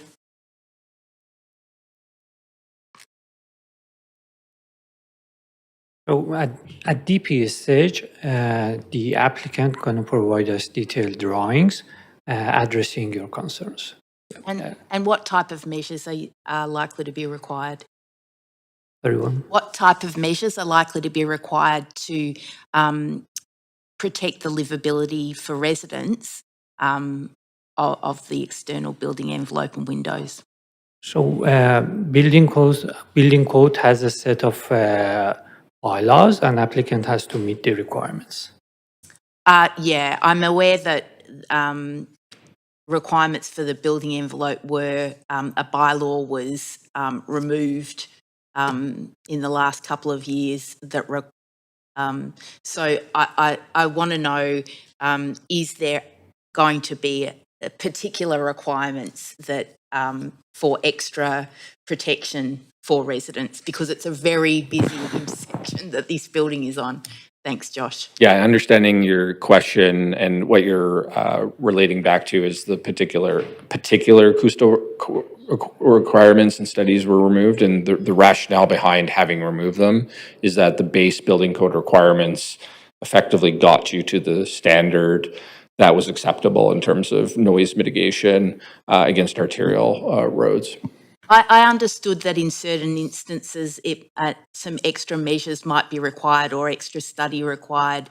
And given how busy these two roads are, I was wondering whether this might be a particular instance where higher requirements might be put in place. I believe the higher requirements relate specifically to proximity to things like rail yards, not arterial roads, but I would have to double check for you if there would be any additional review required in this type of particular location. I don't think so. All right, thanks very much. If I could add, Councillor Maloney, the tower itself is stepped back off the corner. It's not proud to the corner, so that will have some mitigation then. Okay. Yeah, thank you. Thanks very much. Thanks very much. Councillor Orr? Yeah, my questions are for staff, mostly. Would this area fall under the villages plan? Would this be one of the sites? And just kind of walk me through, this would be 18 stories and how that kind of works with the villages plan being, these 6 stories essentially, and what kind of, obviously we can go higher than 6 stories, or can we, basically? Yeah, so this site is located within the proposed Oak and 49th Village, but it overlaps with the Canby Corridor Plan. So for this site, the Canby Corridor Plan had already identified up to 12 stories in height. So it's being considered under that plan rather than the villages. When is that decision made? Like, I mean, obviously, just for the public sort of benefit, where it's like maybe they're going to see like, oh, I thought this was supposed to be 6 stories, but now it's 18. But like how is that communicated? Like we actually went with the Canby corridor plan instead of that. Thank you for the question. So in the report, we did speak to the enabling policy and briefly as well in the presentation that Canby plan does direct up to 12 stories here. The purpose of the official plan amendment is to increase that. So the consideration of this report is the opportunity for the public to weigh in on increasing that height as well. Right. And that was this opportunity to do that here. Okay. Very good. Thanks very much. And can you walk me through a little bit to the what it looks like when we've re-indexed the BMR on unit turnover? So rents into below market units may be re-indexed to citywide average. When does that happen? Does council redecide? Who decides when it may be re-indexed? I'll pass it over to my colleague in housing online. Sure. Thank you, Councillor, for the question. That basically means that when a tenant in a BMR unit vacates the unit, upon turnover, we would then ask the property manager to re-index the below market rent back to the citywide average rents for that year. So it would be posted in our below market rental bulletin. Okay. And then just a little bit about sort of the some of the other things around like the floor plate and the orientation of the public privately operated public space, unit balcony access. There's a lot of sort of allowances that we're giving in terms of that. It would and it didn't trigger an urban design panel review. I think I probably know the answer, but would this be because of the substantial sort of public benefits here in terms of the childcare and the below market rental that we're allowing those sort of relaxations? Yeah, the proposed form is a typical Vancouver tower on podium. So we didn't expect additional, and the tower does not impact the context more than what the policy anticipated. There is modest increase in shadowing and view. Okay, so but I'm just saying, yeah, okay. So you don't think there actually was any really? Okay. Yep. That's all for me. Thanks very much. So this is the second call for speakers. If you wish to speak to council about this item, please call toll-free 1-833-353-8610, followed by participant code 1061445# before the close of the speakers list. The phone number will be displayed during the recess.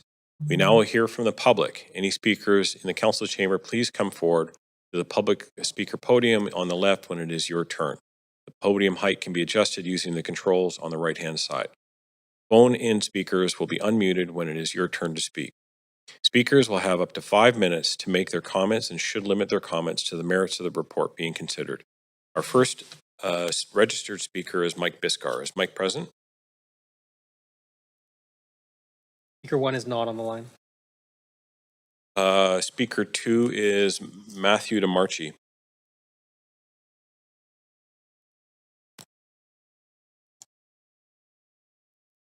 Speaker 2 is not on the line. Speaker 3 is Annika Anderson.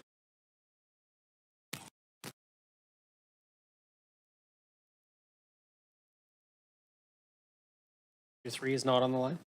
Speaker 4 is Prath. Speaker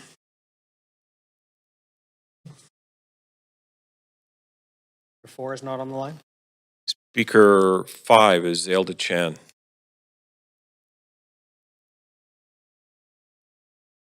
Five is not on the line. Speaker 6 is Gabby.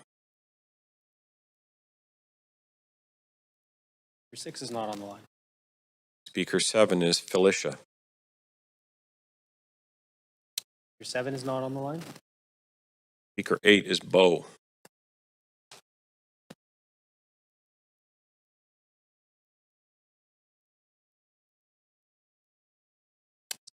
Eight is not on the line. Speaker 9 is David.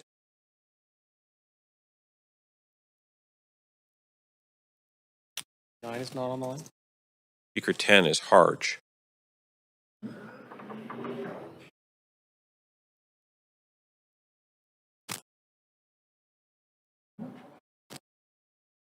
Speaker 10 is not on the line. Speaker 11 is Gulzar Greywall. Speaker 11 is not on the line. Speaker 12 is Fay. Speaker 12 is not on the line. Speaker 13, Shaylin.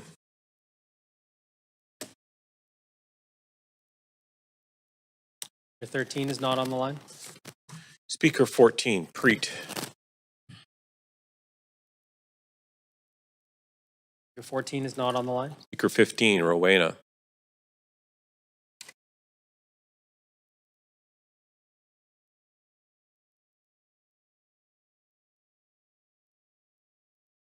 Speaker 15 is not on the line.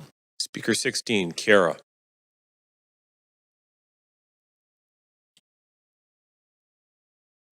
Speaker 16 is not on the line.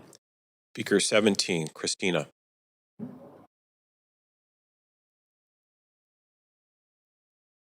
Speaker 17 is not on the line. Speaker 18, Aaron.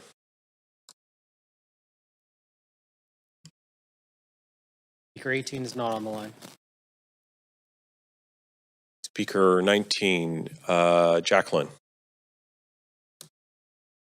Speaker 19 is not on the line. Speaker 20, Robert. Speaker 20 is not on the line. Speaker 21, Christina.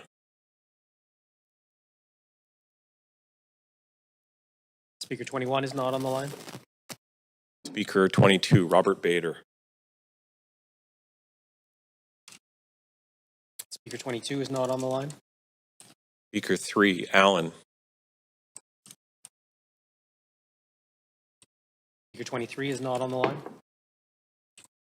Speaker 24, Sheila Bulliser. Speaker 24 is not on the line. Speaker 5, Gibby Cherian. Speaker 25 is not on the line. Speaker 26, Aswin Morali.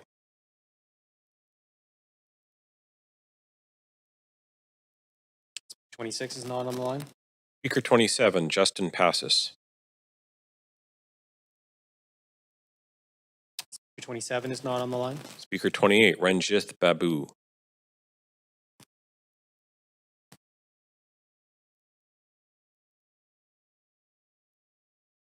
Speaker 28 is not on the line. Speaker 29 has withdrawn. Speaker 30, Mateus Ramos.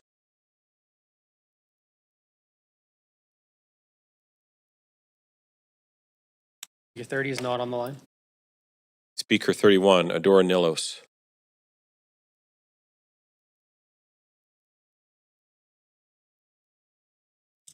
Speaker 31 is not on the line. Speaker 32 has withdrawn. Speaker 33, Jaz Karn Singh.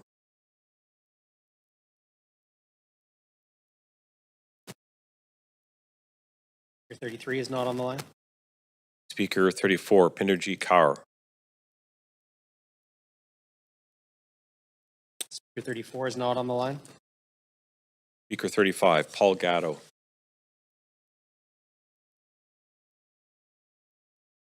Speaker 35 is not on the line. Speaker 36, Random Deep Kaur Sandhu. Speaker 36 is not on the line. Speaker 37, Lovepreet Kaur.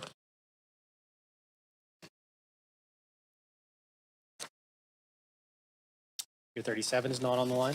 Speaker 38, Michelle Travis.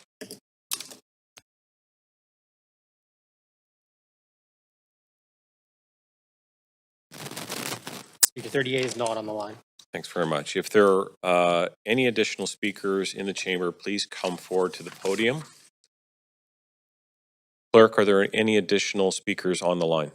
No additional unregistered speakers on the line. Okay, this is the third and final call for speakers. If you wish to speak to council about this item, please call toll-free 1-833-353-8610, followed by participant code 106-1445, pound before the close of the speakers list. The phone number will be displayed during the recess. We'll now take a 2-minute recess to for any additional speakers to call in or come forward.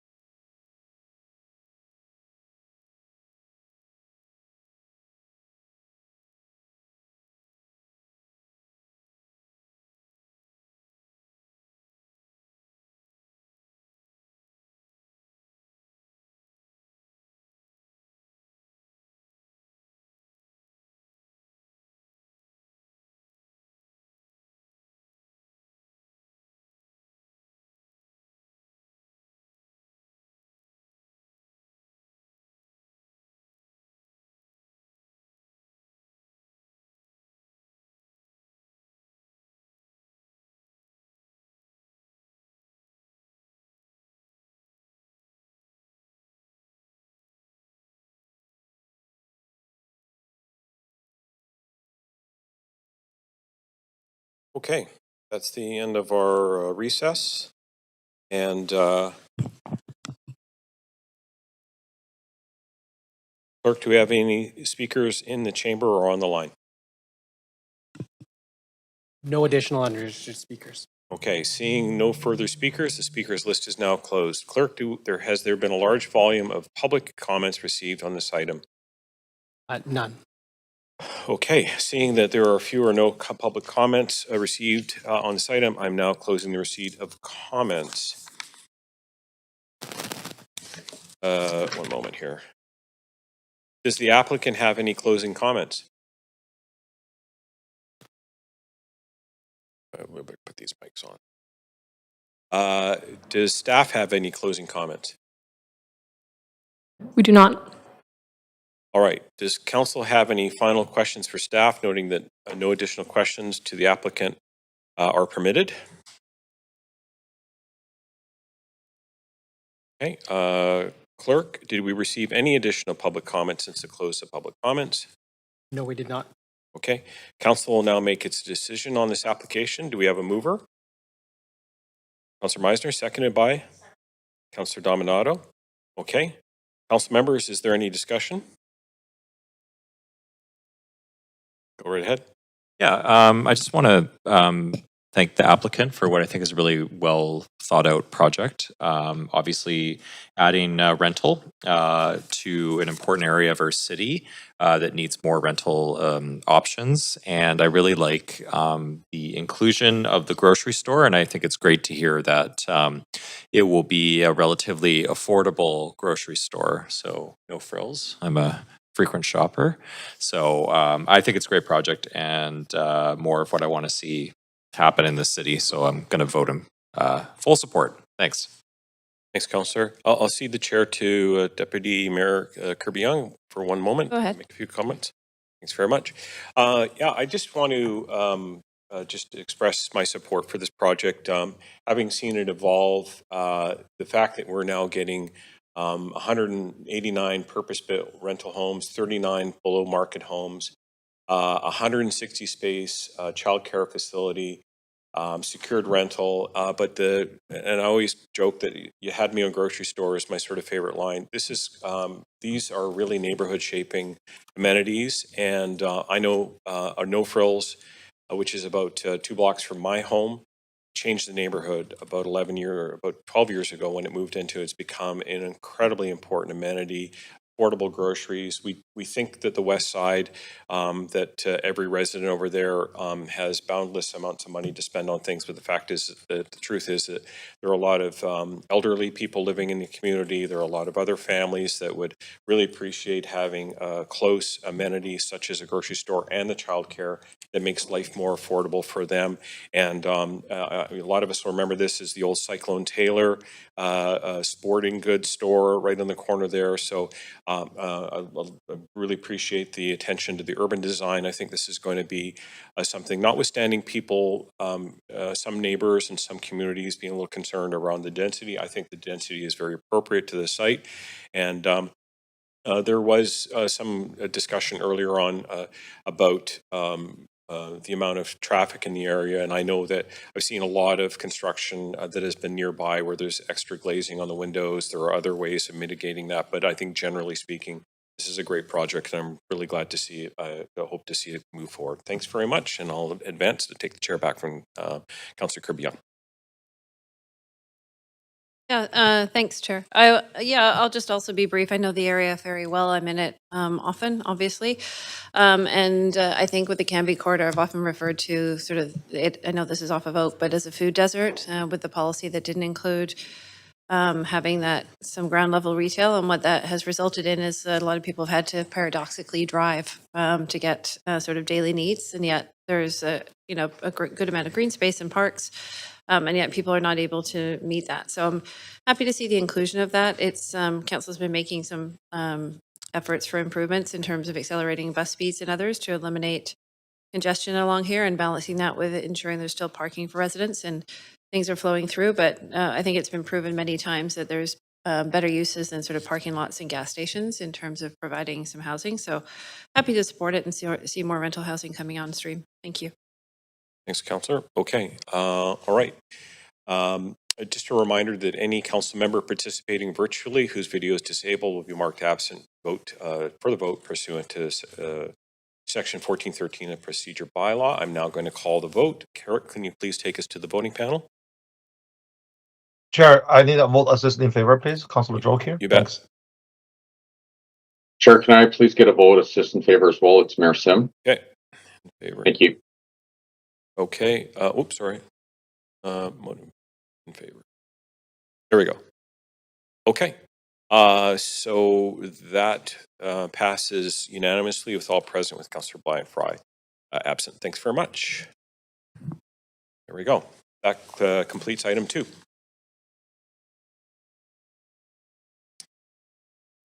Okay, we're now on to item 3. Vancouver ODP Amendment CD1 rezoning 2516 Commercial Drive and 1704 East Broadway. Before we begin this item, maybe we'll just get staff and everybody to reset here for a sec.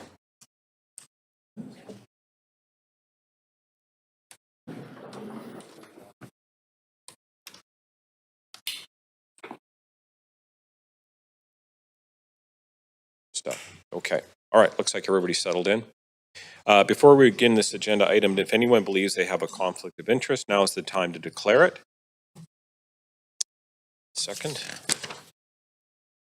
The clerk will now read the application and a summary of correspondence received.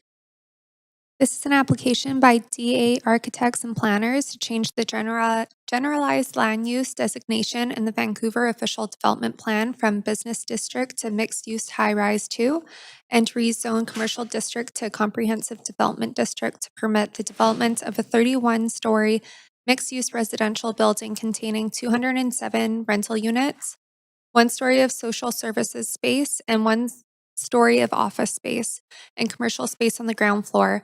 A floor space ratio of 14.8 and a height of 91.7 meters are proposed. The General Manager of Planning, Urban Design, and Sustainability recommends approval subject to conditions set out in the summary and recommendation. The following correspondence has been received since referral to the public hearing: 3 pieces of correspondence in support and 6 pieces of correspondence in opposition. This represents all correspondence received up to 8:30 this morning. Thanks very much. This is the first call for speakers. If you wish to speak to council about this item, please call toll-free 1-833-353-8610, followed by participant code 1061445# before the close of the speakers list. Phone number will be displayed during the recess. There will be an opportunity for new speakers and missed speakers to be heard at the end of the registered speakers list.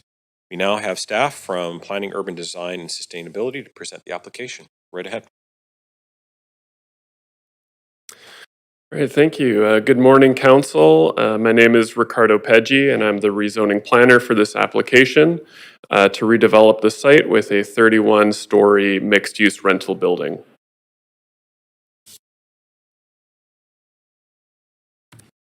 There we go.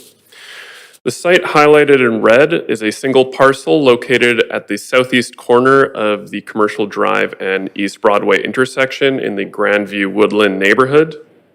The site is currently developed with a single-story commercial building and is adjacent to the Commercial Broadway SkyTrain station, one of the region's busiest transit hubs. The area surrounding the intersection of Commercial Drive and East Broadway contains predominantly commercial uses, with some mixed-use residential development as well. Under the Vancouver Official Development Plan, the site is currently designated as Business District, which supports office, healthcare, civic, hotel, tourism, entertainment, and cultural uses in a variety of building forms. The business district designation does not permit residential uses in this location, so the application proposes to redesignate the site to mixed-use high-rise 2 designation, which permits a mix of uses, including residential. The proposal is being considered under the Grandview Woodland Community Plan. The plan supports office buildings with a continuous commercial frontage at grade in this location up to 10 stories in height. The site is within Tier 1 of the Transit-Oriented Areas rezoning policy, which supports mixed-use residential developments up to 20 stories and 5.5 FSR within 200 meters of a rapid transit station. This application is for a mixed-use residential development with a maximum height of 31 stories or 91.7 meters and a maximum density of 14.8 FSR. The proposed development includes a mix of uses, including 207 residential rental units, commercial space at grade, a single story of office use, and a single story of social services space. The social services space is offered to the city on a long-term lease for 60 years or the life of the building. If the rezoning is approved, city staff will undertake a process to select a nonprofit social facilities operator. The Commercial Broadway SkyTrain station is a critical interchange point in the transit system and one of the busiest stations in the region. As currently proposed, the development may impact the ability to expand this station platform on the west side of the guideway. To protect for the potential future expansion of the platform, staff have included conditions in Appendix C to allow for further discussions and design development between staff, the applicant, and TransLink. This further review will be undertaken following Council's consideration of the project and may result in further modifications to the proposal, which may warrant a further decision by Council. Under the Vancouver Charter, consultations opportunities must be provided for persons, organizations, and authorities affected by an ODP amendment. Council directed staff to consult with the VSB, CSF, and the Musqueam Indian Band, Squamish Nation, and Tsleil-Waututh Nation. The school board noted that increased enrollment capacity is expected to become available at both elementary and secondary schools in this catchment area. No other comments were received from other groups by the end of the consultation period. During the public engagement period for the application, support was expressed for the addition to the rental housing stock. the suitability of the location for additional height and density near transit, and the inclusion of the social services space. Concerns related to building height in relation to the existing neighborhood character, the strain on infrastructure capacity for the area, and the lack of affordable housing proposed in the application, and the potential to limit the expansion of the SkyTrain station.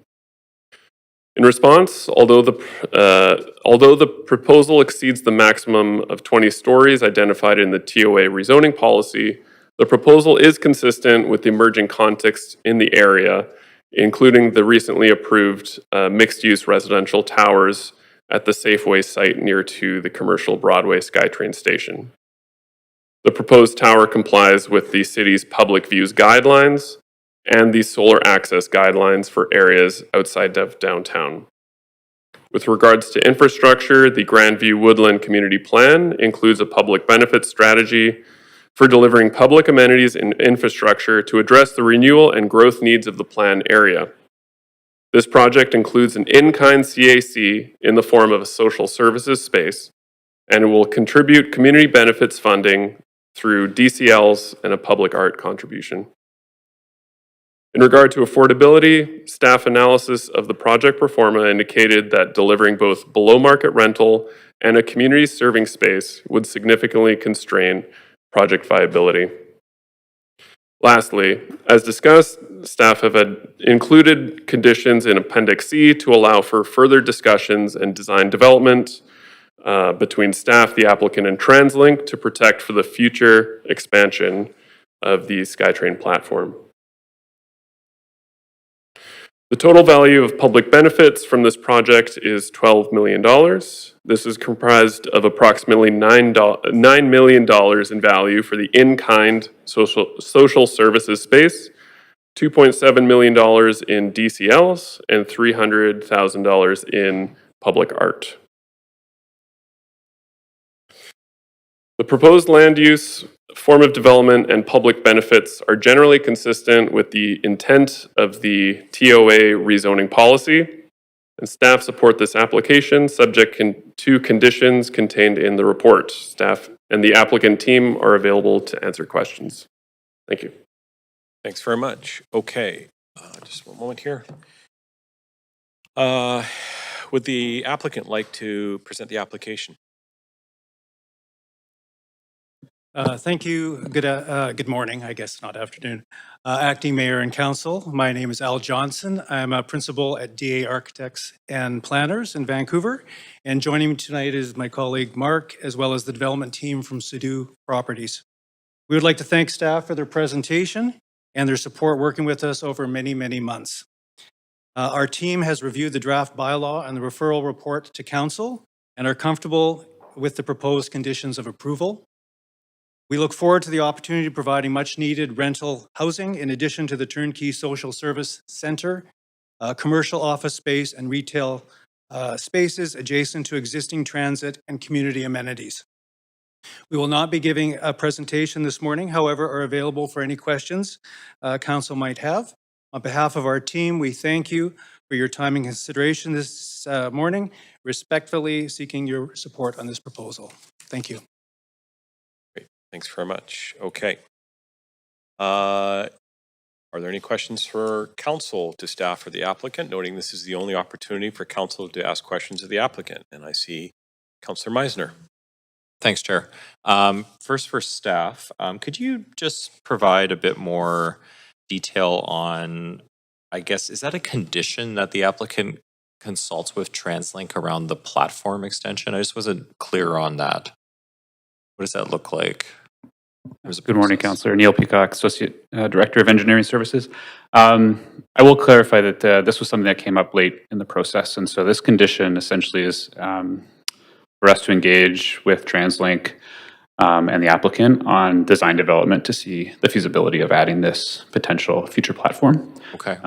We understand that there will be impacts to the current form of development, and we'd have to work through sort of the technical realities of that and also costs, and then make a judgment. So, Is the idea, I'm not sure if you're able to say, but is the idea that even if the platform is not constructed in concert with the new building, that the building could be shaped in a way that could accommodate that in the future? That's exactly right. In fact, we would likely move forward with a solution that is sort of independent of the building in any sort of structural way.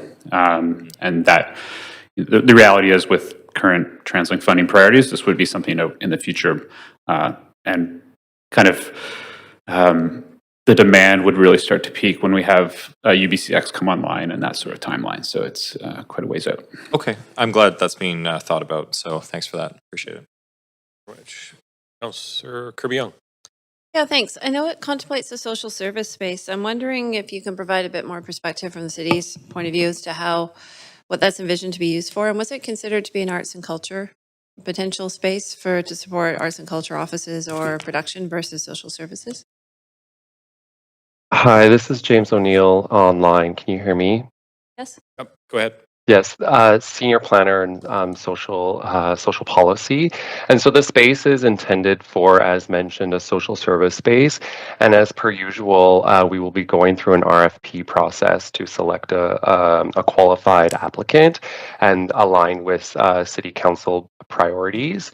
And there could be potentially a collaboration with cultural organizations as well, as perhaps not strictly social, but there we're not envisioning like arts production in this space, but there could be an arts community that is supportive of also social as well. Could it be arts offices? I guess my question is, so when you say social, can you give us a bit more color? What kind of social space are you envisioning Yeah, there? it could be potential uses could include education employment programs, health and wellness initiatives, community support services, food related programming, or social connection activities or cultural programming as well. Okay, but are we open to potentially it being arts support space, arts offices, etc.? We could be open to that, yes. Okay, thank you. Thanks very much. Councillor Maloney. Yeah, thanks. I'm just trying to wrap my head around the station expansion potential, really. And I was listening carefully to the previous explanation, but can you talk me through whether there are any constraints put on that with us deciding this now, or are there any advantages to further discussions before this rezoning takes place? Can you just talk me through the considerations a bit more? Sure. I think staff were working through the review of this application. There's a scenario here where we do a bit more of the technical work and costing work, and it's sort of deemed unfeasible. We would do that, of course, in partnership with the applicant and TransLink. And so I think what we're doing here is providing a pathway forward in a scenario where this isn't feasible and deemed a lower priority. But what we've committed to over the next 12 months is to do that technical work. TransLink has committed to that as well. And at that point, we'd have a better understanding of the actual physical footprint, the impact on the building, the costs, and probably a better assessment of timing, which I think is of high interest. And do we have any insight into TransLink's, the priority that TransLink puts on the expansion of this station? I mean, it's a very significant station, but I don't know whether they would have prioritised trying to purchase the site if they were. I mean, to be blunt, I would say that this is relatively low on their priority list, given a regional perspective and all of their current commitments.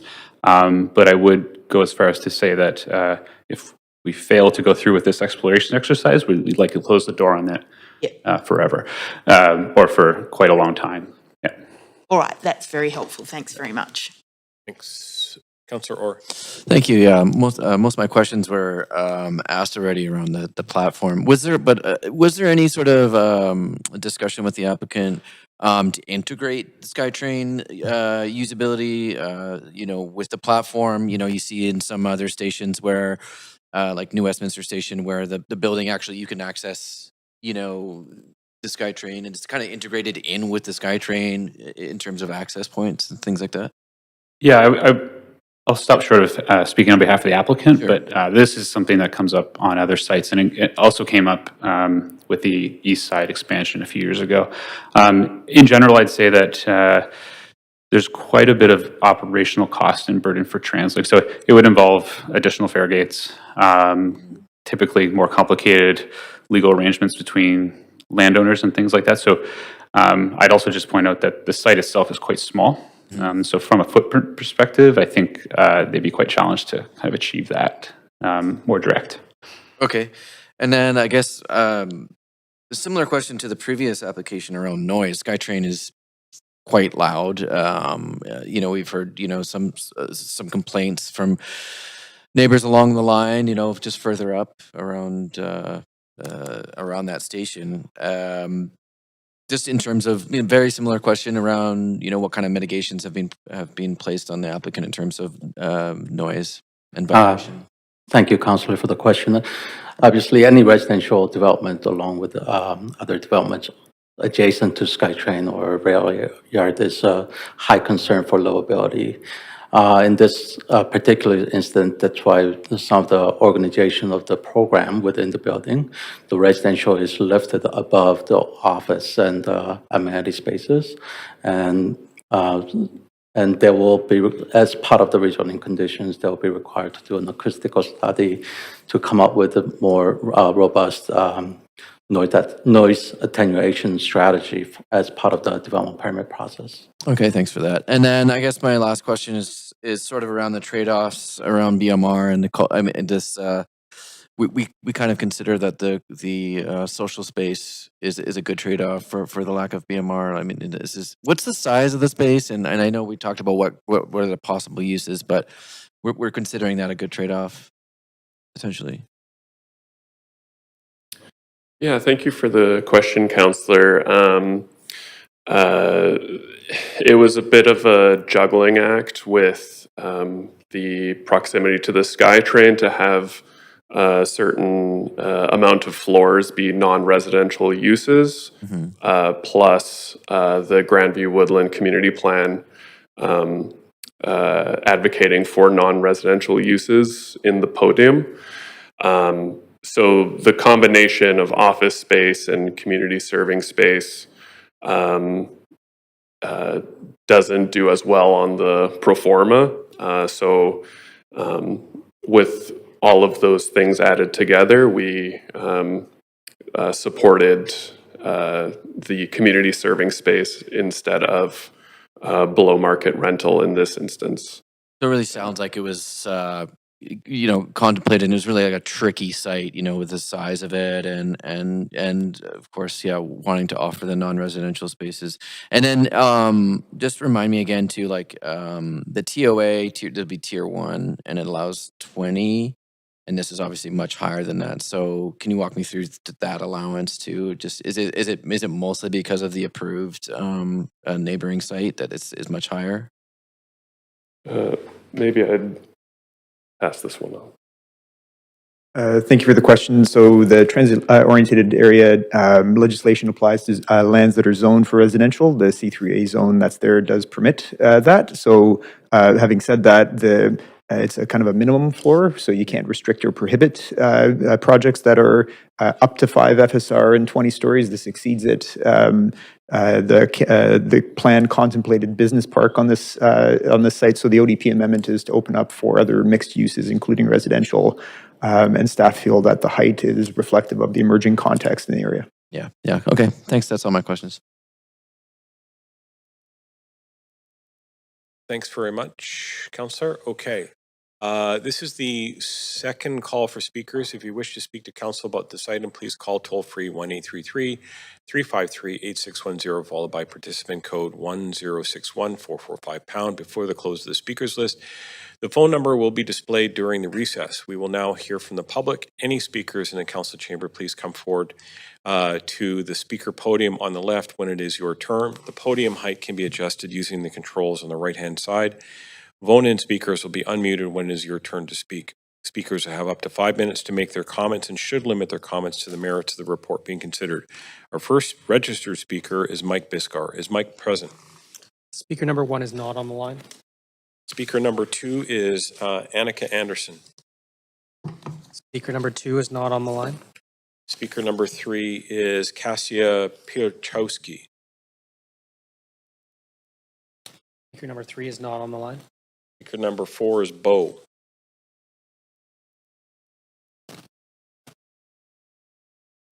Speaker number 4 is not on the line.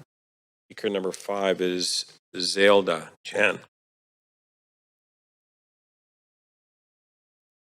Speaker number 5 is not on the line.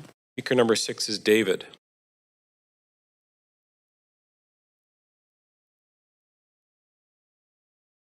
Speaker number 6 is not on the line.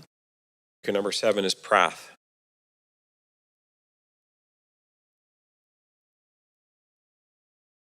Speaker number 7 is not on the line. Speaker number 8 is Gulzar Graywall.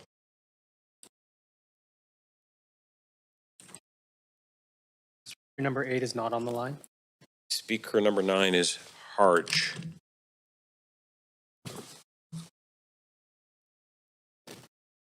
Speaker number 9 is not on the line. Speaker number 10 is Preet. Speaker number 10 is not on the line. Speaker number 11 is Felicia. Speaker number 11 is not on the line. Speaker number 12 is Gabby. Speaker number 12 is not on the line. Speaker number 13 is Shaylin.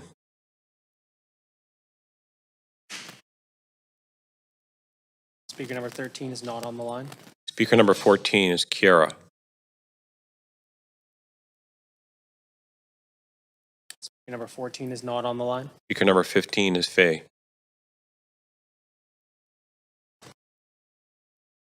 Speaker number 15 is not on the line. Speaker number 16 is Robert.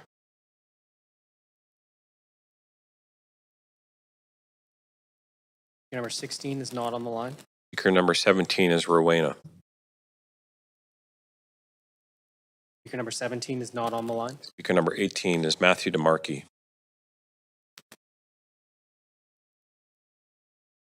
Speaker number 18 is not on the line. Speaker number 19 is Aaron. Speaker number 19 is not on the line.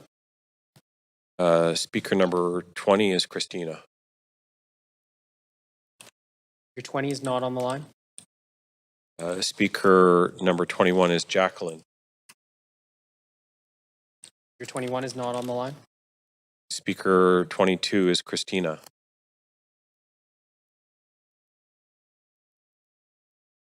Speaker 22 is not on the line. Speaker 23 is Ranjith Babu.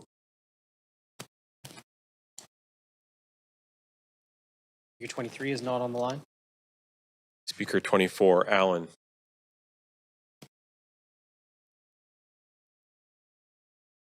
Speaker 24 is not on the line. Speaker 25, Justin Passes. Speaker 25 is not on the line. Speaker number 26, Gibby Cherian.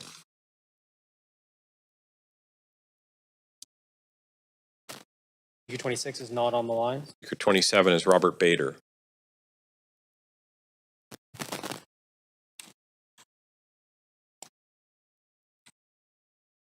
Speaker 27 is not on the line. Speaker 28 is withdrawn. Speaker 29 is Jaskarn Singh.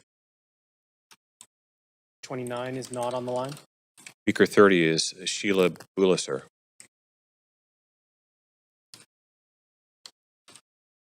Speaker 30 is not on the line. Speaker 31 is Aswin Murali.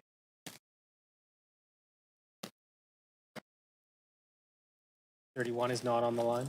Speaker 32 is Mateus Ramos.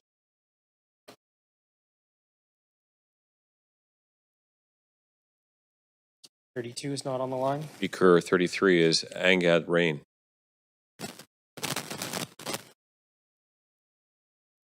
Speaker 33 is not on the line. Speaker 34 is Adora Nillis. Speaker 34 is not on the line. Speaker 35 is Paul Gatto. Speaker 35 is not on the line. Speaker 36 is Pinderjit Kaur.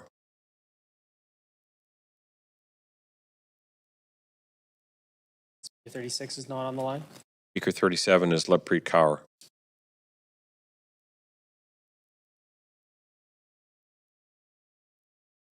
37 is not on the line. Speaker 38 is Ramandeep Kaur Sandhu. 38 is not on the line. Speaker 39 is Stephen Bohess. 39 is not here. Speaker 40 is Emily Armitage.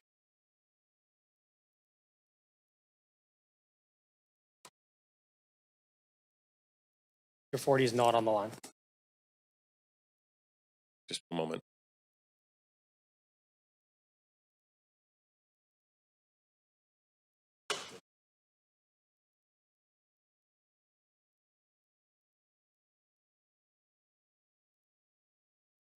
Chair, if we're worried about quorum, I'm online here.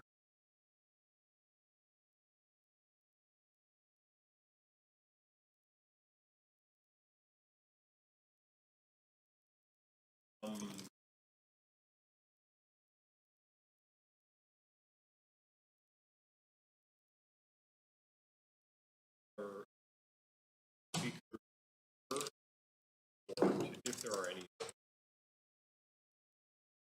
Podium. Sorry, Chair, can you just check your mic is on? Sorry, are there any additional speakers on the line? We'll have to check at the break.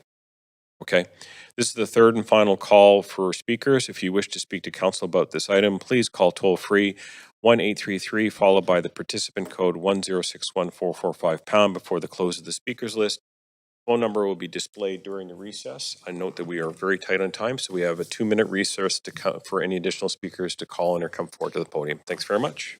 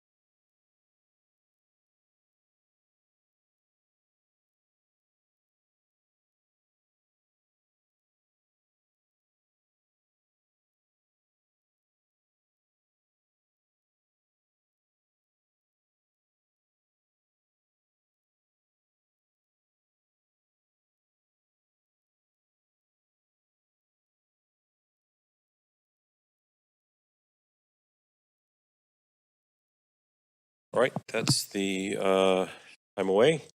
Clerk, do we have any other speakers in the chamber or on the line?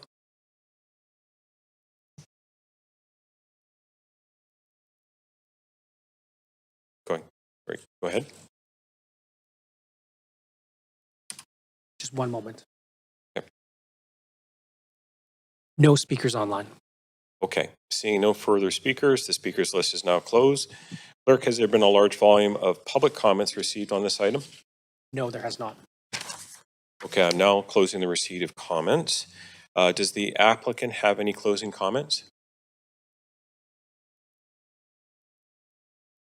Thanks very much. Does staff have any closing comments? Does council have any final questions for staff, noting that no additional questions to the applicant are permitted? Okay, Clerk, do we receive any additional public comments since the close of public comments? No additional correspondence. Council will now make its decision on this application. Do we have a mover for the recommendation and a seconder? Okay, sorry, as long as I heard that, I didn't see who the mover was. Councillor Kirby-Young, thank you very much. Okay, council members, is there any discussion? Okay, with that, we'll go to the voting panel, please, Kurt. Chair, I need a vote assisted in favor, please. Councilor Okay. Rowe here. Thanks. Okay, sounds good. Chair, can I also get a vote assist in favor? It's Mayor Sim. Thank you. Thank you very much. Okay, that passes with all present in favor. Thanks very much. So that completes item 3. And we will now recess for the lunch hour, and we'll see you back at 1 o'clock.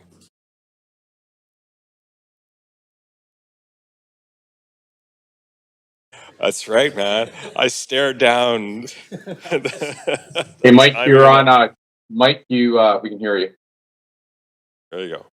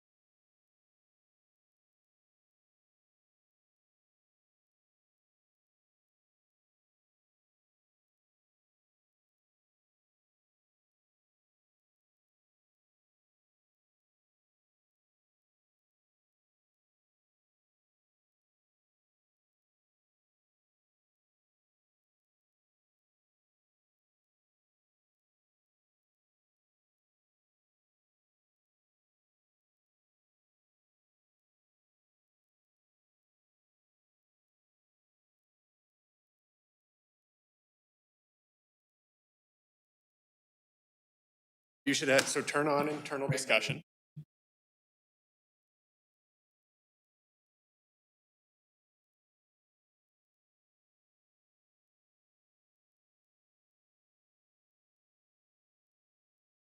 Hi, virtual participants will be removed from the Teams meeting for the recess and the meeting will be locked. Please rejoin just before the meeting is scheduled to resume. Thank you.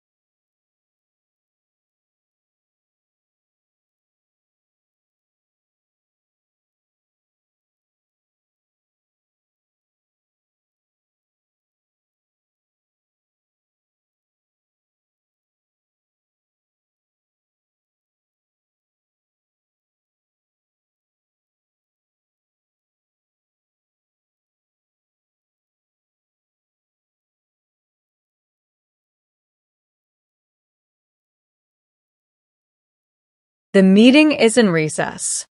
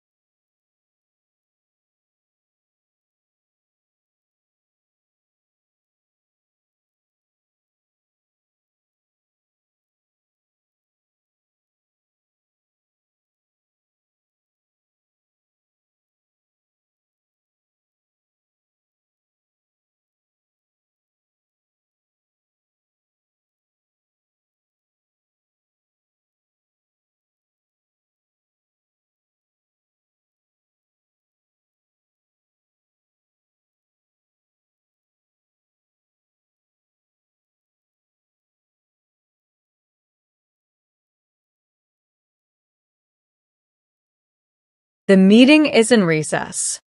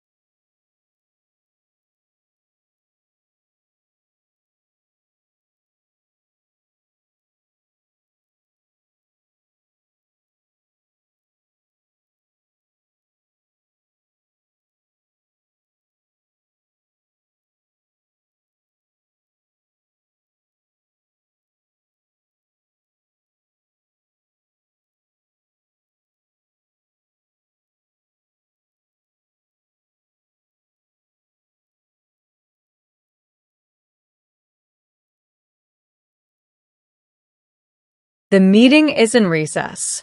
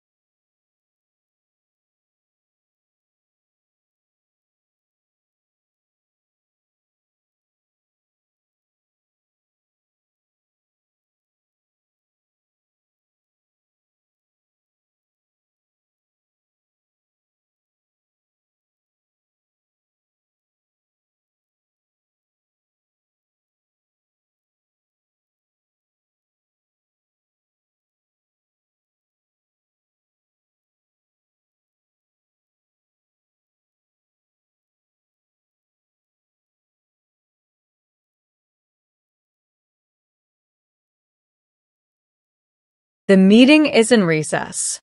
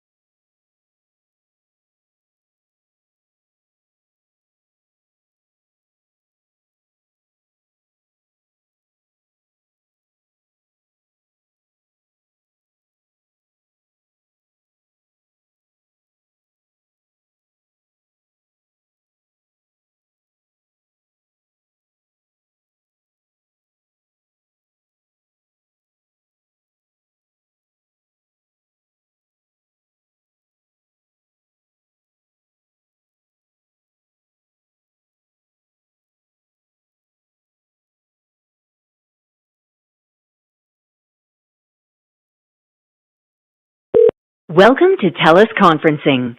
To join the conference,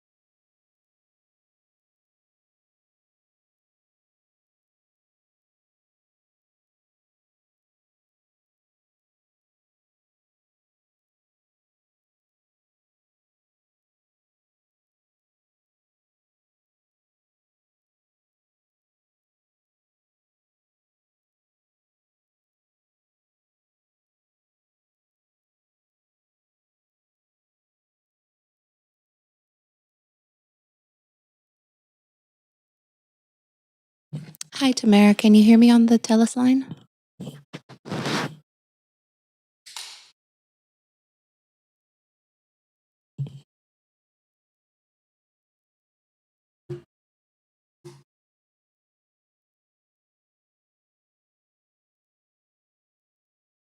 Checking 1, 2, 3. Tamara, can you hear me?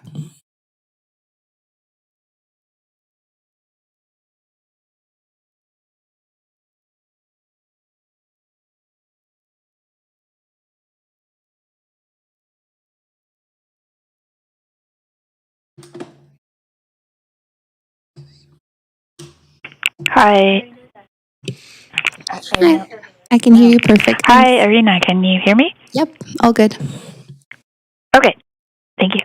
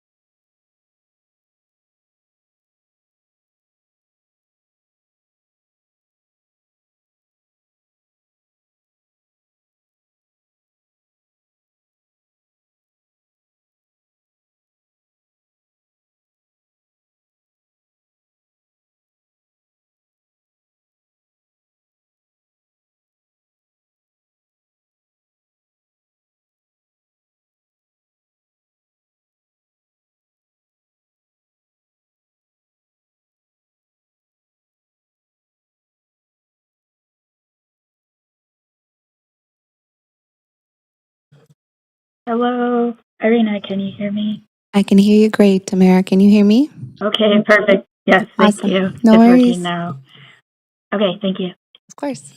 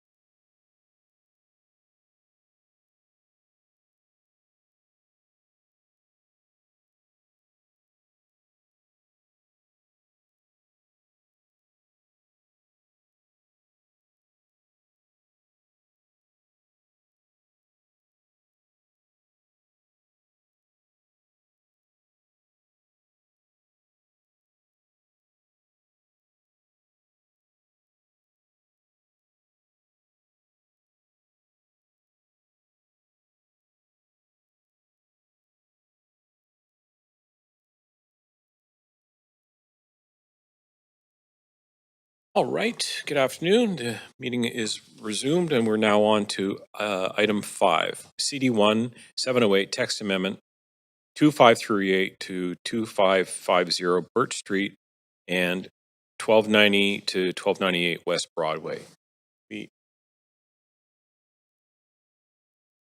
Before we begin this agenda item, if anyone believes they have a conflict of interest, now is the time to declare it. Does anyone have a conflict of interest to disclose? The clerk will now read the application and summary of correspondence received.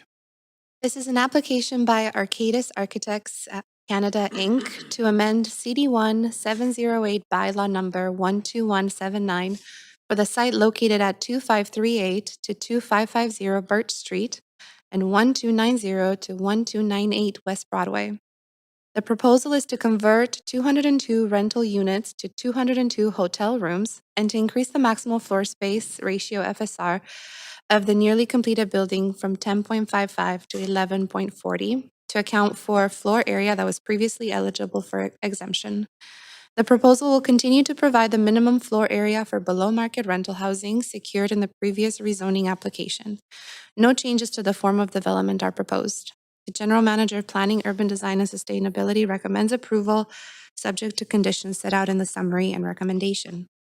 The following correspondence has been received since referral to public hearing: 16 pieces of correspondence in support and 43 pieces of correspondence in opposition, and this represents all correspondence received up to 8:30 a.m. this morning.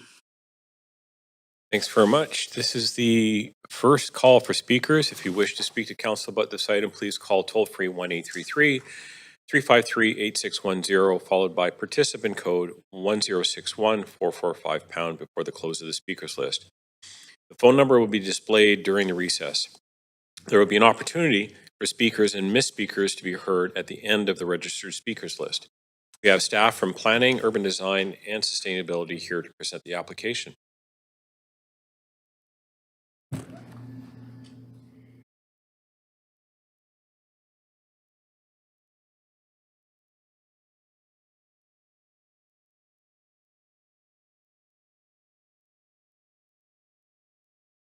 Thank you, Mayor and Council. Can you see the presentation? Fantastic. Good afternoon, Mayor and Council. My name is Liefke Vissers, and I'm stepping in to present the rezoning application at 2538 to 2550 Birch Street and 1290 to 1298 West Broadway. The subject site is comprised of a single parcel located on the southeast corner of Broadway and Birch Street within the Fairview neighborhood. The Fairview neighborhood is undergoing significant change with redevelopment, as per the Broadway plan.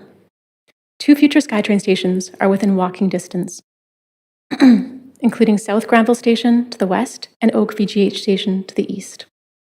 The site is occupied by a nearly completed tower. The first graphic was a photo taken last week. Prior to construction of the tower, there are no rental tenants on the site.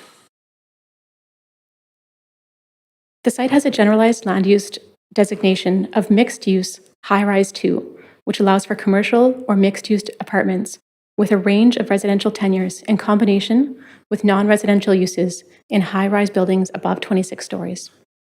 The proposed land use and height are consistent with the GLU designation. However, since less than 50% of the floor area is residential, council decision can occur at a council meeting or at a public hearing. Due to the history of the rezoning application on this site and significant public interest in the proposal, staff recommended at the time of referral that the project be referred to public hearing. This site is located in the Broadway Plan Shoulder Area, or FBSA, sub-area of the Broadway Plan.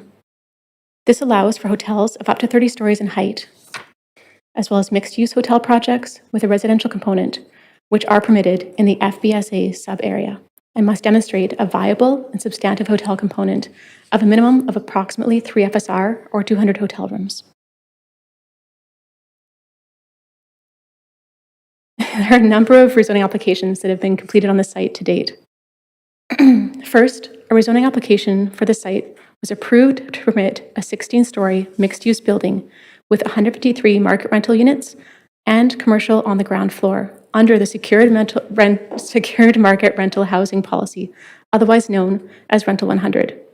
The site's rezoning, CD1 708, was enacted on July 24th of 2018.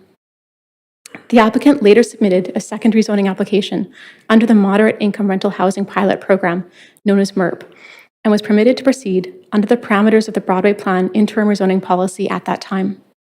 The application, which was approved in 2020, amended CD1 708 to permit a 27-story building with a maximum density of 10.55 FSR, containing 258 rental units, of which 22% of the residential floor area would be moderate income rental units. These units are now referred to as below market rental or BMR units. Non-residential uses were proposed on the first 3 levels. The applicant received low interest financing at the time through BC Housing's Housing Hub program for this project. As a condition of this program, a Section 219 covenant was registered on title requiring that the building remain as long-term rental for a period of at least 10 years. The applicant also received a DCL waiver from the city for a residential portion of the building. The applicant has since nearly completed construction of the building and approved in the 2020 rezoning. However, the building is not yet occupied. In November of 2025, the applicant submitted a new CD1 text amendment application, which proposed to convert 200 of the market rental units into 200 temporary accommodation for medical care units, otherwise known as TAMC units, while maintaining the minimum required floor area for BMR units. The proposal also included the provision of a private childcare space. The former development would generally remain unchanged. Staff note that TAMC units are unique and a very unique land use, which provides temporary accommodation at far below market rates for children or other individuals seeking medical care at local facilities, and their families or caregivers with associated on-site services. The application noted that TAMC units would be operated by Dene, a nonprofit society. The units would provide accommodation and support for Indigenous and non-Indigenous people from remote areas of BC and the Yukon who travel to Vancouver for essential and specialized medical care not available where they live. Following review of the application, staff determined the proposal did not actually meet the requirements or definition or the intent of the TAMC use in terms of both how the below market rates and user groups are required. Staff advised the applicant of 2 options at that time to move forwards. The first, to make changes to align with the TAMC use, or secondly, to revise the proposal to indicate the use as traditional hotel. A revised application was received in April of 2026, proposing the second option to convert 202 market rental units to traditional hotel rooms. Dene, the Indigenous nonprofit part of this proposal, was no longer part of the revised proposal at that time. The proposal would continue to maintain the minimum required floor area for below market rental units. Notice of this change was provided to the public via postcard and on the Shape Your City page. This slide shows the changes between the proposed application, existing zoning, and CD1 708 to the current proposal. This proposal would remove 202 market rental units while maintaining 56 BMR units. The 202 market rental units are proposed to become 202 hotel rooms. Although the building form is not changing, there is an increase in total density. This is the result of previously exempted floor area, which must now be counted, such as hotel floor area that as residential would have been identified as residential storage. As noted previously, the building is not yet occupied. If the proposed rezoning is approved, the condition of bylaw enactment is to discharge the BC Housing Covenant on title, requiring that the building operate as a residential building. Should BC Housing not permit the discharge of the covenant from title, the applicant would be required to enact the rezoning proposal, will be unable to enact the proposed rezoning amendments or proceed with proposed changes, and will be required to operate the building as previously approved. The applicant will also be required to go through the development permit and building permit processes for change of use and to ensure compliance with the Vancouver Building Bylaw for the new hotel use. Some support was expressed initially from members of the public for the initial submission, which had indicated that units would be available for medical accommodation for patients visiting local health authorities. Although the project is no longer specifically offering that medical leave and travel, the applicant could still choose to partner with health organizations or authorities to provide accommodation for medical travel. Concern was expressed for the loss of approved rental housing to be replaced with hotel rooms. Some members of the public expressed concern over the misuse of financial incentives, including the low-interest financing loan from BC Housing and the DCL waivers from the city. Others view this rezoning as an attempt for the developer to recover from poor financial decisions, and that developers should bear the financial consequences of those decisions. Concern was also noted for the planning process, accommodating many project changes over the years. In response to public concerns, staff have noted the following. In terms of replacing approved rental with hotel, the plan permits hotel use at this location, including in projects that would provide both residential and hotel uses combined. This project maintains the required floor area for below market rental, approximately 56 units. As noted previously, the project received low-interest financing loan from BC Housing to support the delivery of rental units at this location, secured through a covenant on title. A rezoning condition requires the covenant be discharged from title prior to the proposed rezoning being enacted. Should BC Housing choose not to permit the discharge of the covenant from title, the applicant will be unable to enact the proposed rezoning changes today and amendments and will be unable to proceed with the proposed changes. They'll be required to operate the building as previously approved. The previous application received DCL waivers for the residential portion of the building. Should this proposal be approved, the applicant will be required to pay DCLs on the hotel portion of the building. Staff recognize the public concerns relating to the evolving proposal, in particular with changes proposed at the time of building construction when it's near completion. The city is required to intake all rezoning submissions and applications and review them in the context of existing policy and approvals. As noted, the applicant received a DCL waiver on the residential component of the building on the previously approved rezoning. For the current rezoning, the below market rental housing floor area continues to be eligible for a DCL waiver. The proposed hotel use, however, is subject to DCLs, and based on December of 2025 rates, it is expected that the project will pay DCLs of approximately $2.7 million on the hotel floor area. Final DCLs will be determined at the time of building permit issuance. In conclusion, staff recommends support for the rezoning, subject to no conditions on Appendix B. Staff and the applicant team are available to answer questions, and I do note that there's also a yellow memo attached to this file. Thank you. Thanks very much. So would the applicant like to present the application?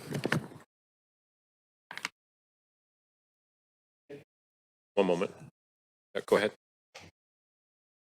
Thank you, Your Worship, Council and City staff for considering this text amendment. My name is Tony Wei from Arcadis, architect and applicant for this amendment. We don't have a presentation as staff has clearly gone through the information. Thank you. With me here today is my team and Tom Papajohn from Jameson, Broadway, and Birch Limited Partnership, the property owners. We're here to answer any questions that you may have. Okay. Are there any questions from council to the staff or the applicant? Noting this is the only opportunity for council to ask questions to the applicant. I will advance Councillor Meisner. Yeah, thanks, Chair. Question for staff. The $2.7 million DCL waiver for the, I guess it's the residential portion that's now proposed to be hotel. What was the original DCL waiver for the whole building? Do you know?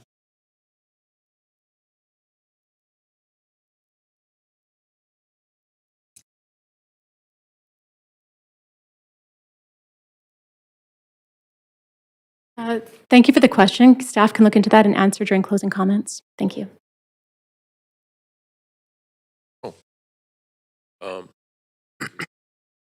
Thank you. And then my other question was around the BC Housing Covenant. What conversations have staff had with BC Housing, if any, regarding their willingness to just discharge that covenant? Have conversations occurred, and what was the sense of those conversations? Thank you for the question. That agreement is between the applicant and BC Housing, and the responsibility is for the applicant and BC Housing to work that out. We do have members of the housing team on the line if they wish to add anything or correct me if I was incorrect. I'm happy to ask the applicant too, if you think that would be appropriate. That's probably more appropriate. Thank you. Okay, yeah, if the applicant doesn't mind coming to the podium, I would like some more information around your conversations with BC Housing and their willingness to discharge that covenant. Sure, I appreciate it. Tom Papichon from Jameson, Broadway, and Birch. We have spoke to the province Ministry of Housing and BC Housing. Both of them are aware of the application. They're also aware of the request to discharge the covenant. And we've reiterated our commitment to preserve the affordable component, which is, as you know, under the MERP program. This is our third BMR program project that we've delivered, Jameson. So in this amendment, this text amendment, we're committed to maintaining the BMR units. So BC Housing's and the Ministry of Housing is aware of that request, and they've asked to sit down with us after council decision. Sorry about that. Bless you. But they've asked.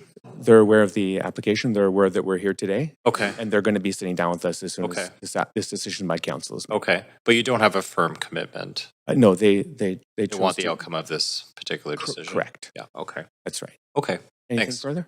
That's great. Terrific. Thank you. Councillor Dominato. Thanks, Chair. Yeah, question to staff, just following on the question around the DCL waiver. Is it staff's view that the DCL waiver still applies because there's the 56 below market rental units included in the project? Is that sort of the rationale behind that? Thank you for the question. So in the original application, the DCL waiver applied to a larger component of the building. In the revised proposal, the DCL waiver would not apply to the hotel component. And to answer an earlier question, the original DCL waiver was $3.1 million on the original application. Okay, 3.1, and but there's no money being returned, though, in terms of that waiver was made, and you're not suggesting, given you said it applied to a larger portion of the actual residential component. That's what I'm trying to get at, is to understand. Thank you. My colleague from Housing is here to answer that question. Thank you, Dan. Hi, thanks, Councillor Dan Garrison, Director of Housing Policy and Regulation. The previous proposal, the entire building essentially was eligible for a waiver because of the market rental component and the below market rental component. It's a Class A waiver in the DCL bylaw. Now that the rental component would shift to hotel, it's now a commercial use. And so the BMR floor area itself would still be eligible because it's all the residential floor area in the building. The non-residential floor area would be required to pay development cost levies, and as Leifka said, that is $2.7 million. That's the DCLs that is required. So it's not that the DCLs weren't paid and we're getting them back. It's the conversion of the floor area to commercial now incurs a DCL requirement. Got it. Okay, that's clear. Thank you. I'm curious, a question to the applicant, noting, I think staff mentioned in their presentation that the applicant could consider long-term medical stays or and partnerships in that vein. So I'm curious if you could comment on whether you have an interest in doing that, of using some of the rooms, hotel rooms, for long-term medical stay. We know there's a big need in the area, especially with VGH. We've had meetings in the past organized by Councillor Fry with the Transplant Society. So I'm curious if you could comment on something as to whether you would entertain that as part of the hotel mix, is using some of those rooms for medical stay. So that is to the applicant. Thank you, Council. We are in conversation. So the hotel use, and why staff also recommended it, opens the opportunity to invite discussions with various organizations. So we are in discussions with various organizations. And I think you did see some letters of support on the project from different entities. They were sent directly to Mayor and Council. A variety is one of them. So we are in discussions because right now they're renting hotel rooms on the Broadway corridor or outside of Vancouver.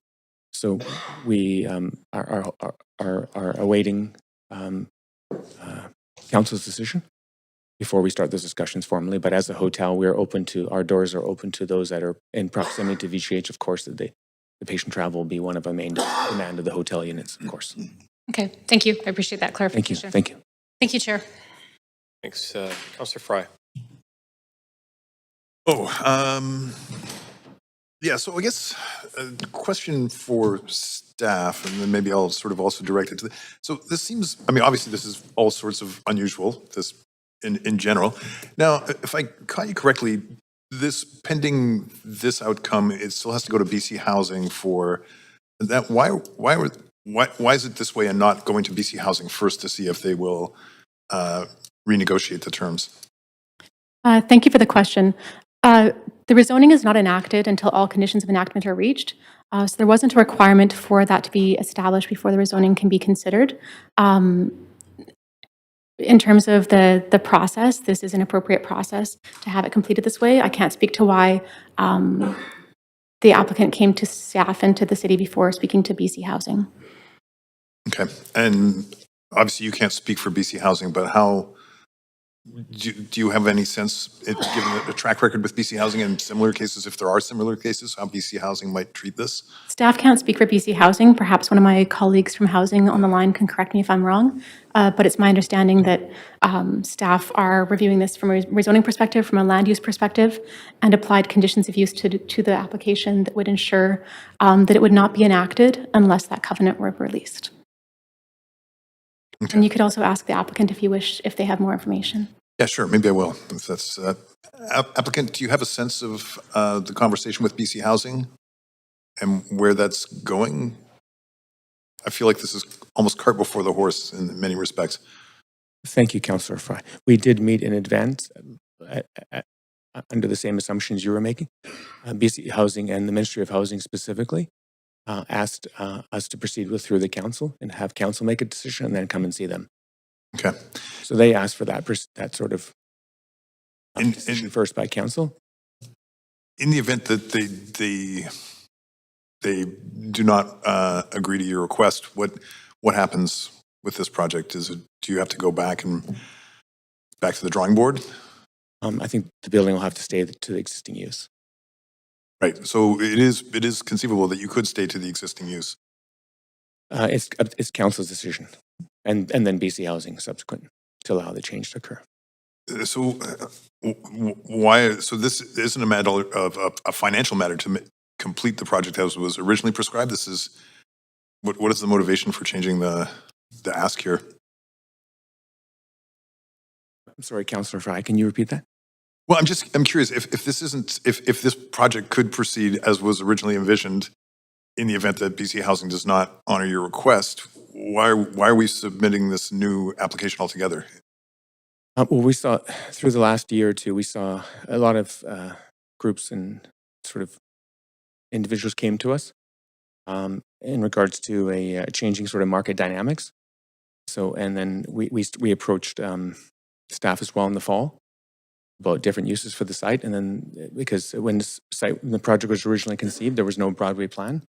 So there wasn't hotel use and office buildings and stuff like that. Yep, et cetera. So there was none of that contemplated because this was 2017 when we acquired the site. So there was no Broadway plan formed at the time. So I think the Broadway plan passing, as well as market conditions and the opportunity in the current plan to be consistent with the current plan for hotel use and sort of users that are coming towards us for the short-term accommodation over the last year, in combination of that plus the childcare approach, people that approach us in regards to childcare on the site as well. So I think the hotel use was sort of a changing dynamic under the market conditions that's brought us to have a discussion with staff since last fall, I think. And so the market conditions are the reason why the new temporary medical accommodations couldn't be. It was very challenging. It was from what I understand from staff, it was originally created for Ronald McDonald House only, and it was in a nonprofit context, and also in charging extremely below rates because it was subsidized by the nonprofit and through government grants. So it was a completely different model. So staff had told us to avoid that. It wasn't appropriate in the context. Okay. All right. Thank you. Thank you, Councillor. Thanks. Oh, shoot. Sorry, I just advanced. Hang on a sec. I'll put you back on. Go ahead, Councillor. Yeah, thanks. A lot of my questions have been asked, particularly around the covenant. For staff, I suppose, this was a pretty controversial rezoning, I think, when it first came through. But, I think if council approves converting nearly completed rental housing into hotel use, are we worried about maybe setting a precedent for similar sort of situations? Waiting for market conditions to approve or things like that. Thank you for the question, Councillor Orr. I have colleagues here from the housing team to speak to that, but generally we don't see rezonings as precedent setting. We see rezonings as independent reviews of each piece of land and the use required or requested by the applicant for that piece of land. Do you have anything else to add? Sure. Thanks, Councillor. I think this is a fairly unusual situation. I haven't seen this before, and so I think I'm not worried about like legal precedent or anything like that. We don't really have a legal precedent system. It may set expectations for conversions, but I think the baseline here that we're talking about is the Broadway plan in this area. The first thing we looked to was after receiving the application was the policy context. The Broadway plan at this location, if a new application had come in, would a hotel at this location would be a supportable use. And so that was our sort of first metric. When you combined that with the fact that the proposal maintained the BMR units, that's why ultimately staff are recommending support in this case. Okay, and walk me through that. Like, what is that going to look like in terms of shared access to amenities, but then also privacy concerns, security concerns between hotel guests and residents. How do we sort of square that?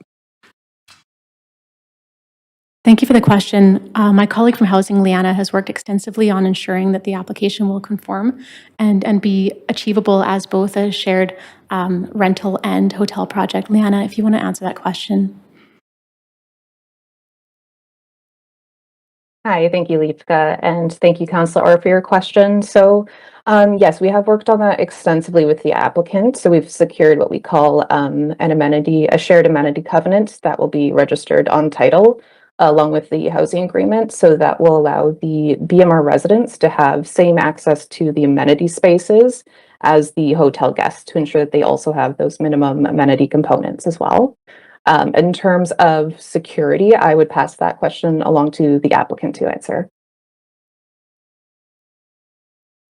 Thank you for the question. In terms of the below market units, currently they're scattered throughout the tower. We've looked into it at a high level with staff, where we're thinking that they would be relocated as a group at level 5 to 8. Gathered together, and then the hotel would be above that. Okay, and then so what about sort of things like noise and deliveries and loading and things like that? How does that work with between basically a commercial project and a residential thing? I'm just trying to think of what this is going to look like for the residents that move in here in terms of living in a hotel essentially. No, they'll be separated. They would have separate lobbies. Separate elevators. That's right. Things like that. Okay, interesting.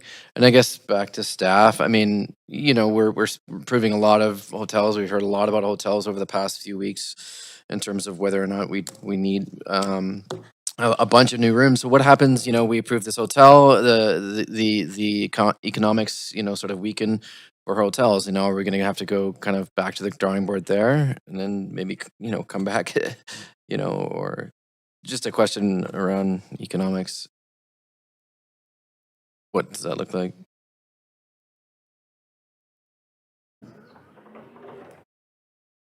Would you mind repeating your question, Councillor? Sorry. Yeah, just hearing a lot about hotels and approving a lot of rooms. What happens if now a hotel is not viable in this location? Where are they would they have to come back again to the drawing board? Thank you for the question. Yeah, so the proposal is to modify the permitted uses within the zoning development or within the CD1 bylaw. So if this project were approved in principle and enacted, the predominant uses would be hotel. If that applicant would then want to change again, they'd have to come back for rezoning. I will say that if I'm not mistaken, the approval in principle conditions after today, if council were to approve this, basically directs staff to work on just the hotel project. So, but having said that, the existing entitlements still exist. It's an enacted bylaw. They didn't like the hotel option and didn't want to enact or weren't able to have the BC Housing Covenant removed, would just convert back, as you heard, to the existing time on that. Okay, thanks very much, Councillor Kirby-Young. Yeah, thanks. I have a few questions. My first one's to the applicant, and just in sort of simple terms, why do you want to do this? Why do you want to convert rental to hotel? For the applicant. Councillor, the our primary objective is in our last 3 or 4 projects is the BMR component. Yeah, I'm not asking about the BMR, but why do you want to change the bulk of the building from rental to hotel? Because of the use, the short-term accommodation, and especially in proximity along the Broadway corridor, is the hotel use.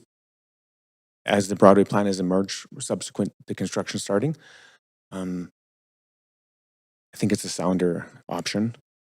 A sounder in the sense of proximity to what exactly? The hospital, the amount of people coming towards its agencies and stuff, asking to rent rooms daily while we were under construction has been nonstop for the last year.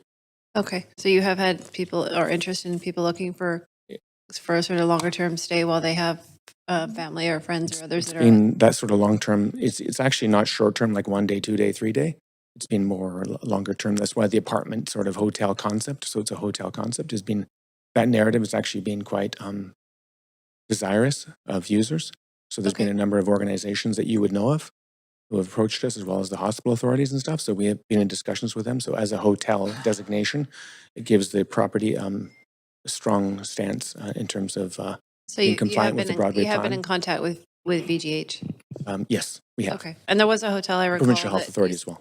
Yeah, and there was a hotel I recall also that was also closed, that used to provide support for families and others that were attending medical procedures. Is that right? I believe so, yes.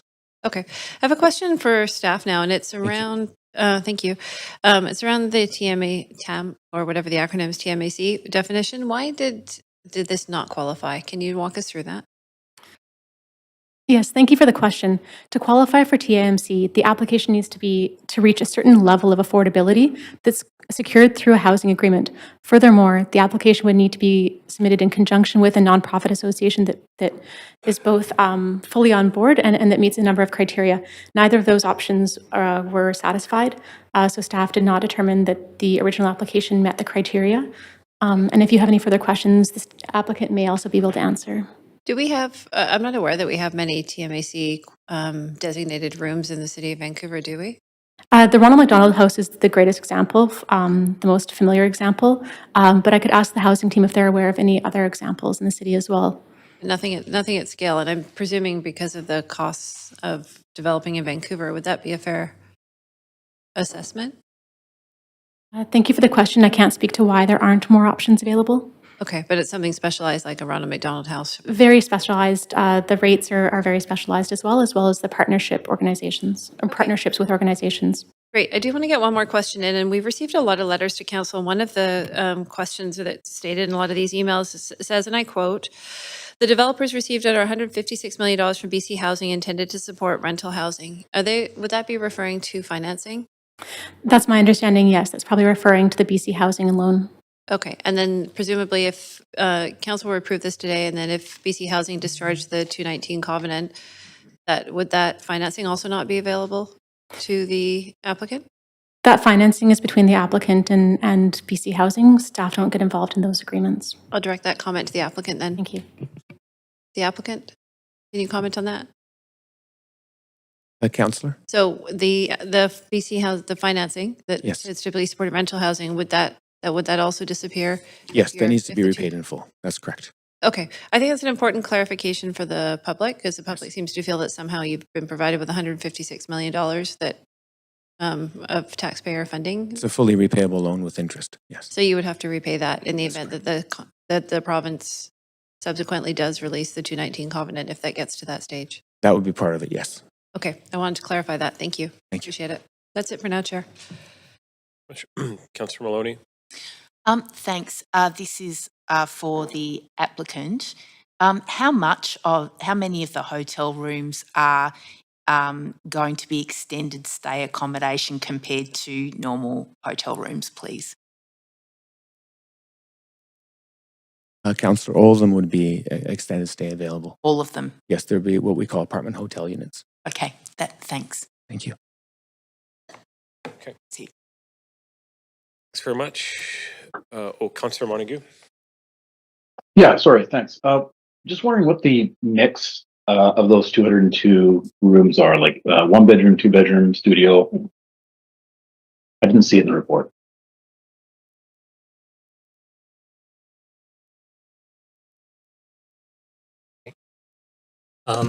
As I mentioned before, we're gonna relocate them from various floors to level 5 and 8. We did a high-level study again to look at what that unit mix would be.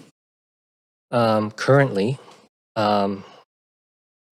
it's 38% 3 bedrooms and 2 bedrooms, 43% 1 bedrooms, and 19% studios. Once we move them down, the unit mix actually improves in terms of family-oriented units because hotels need less of that and rental needs more of that. So the project actually improves in terms of the below market rental in terms of unit mix. So the new unit mix would be at a high level would be 50% 3 bedroom to 2 bedrooms.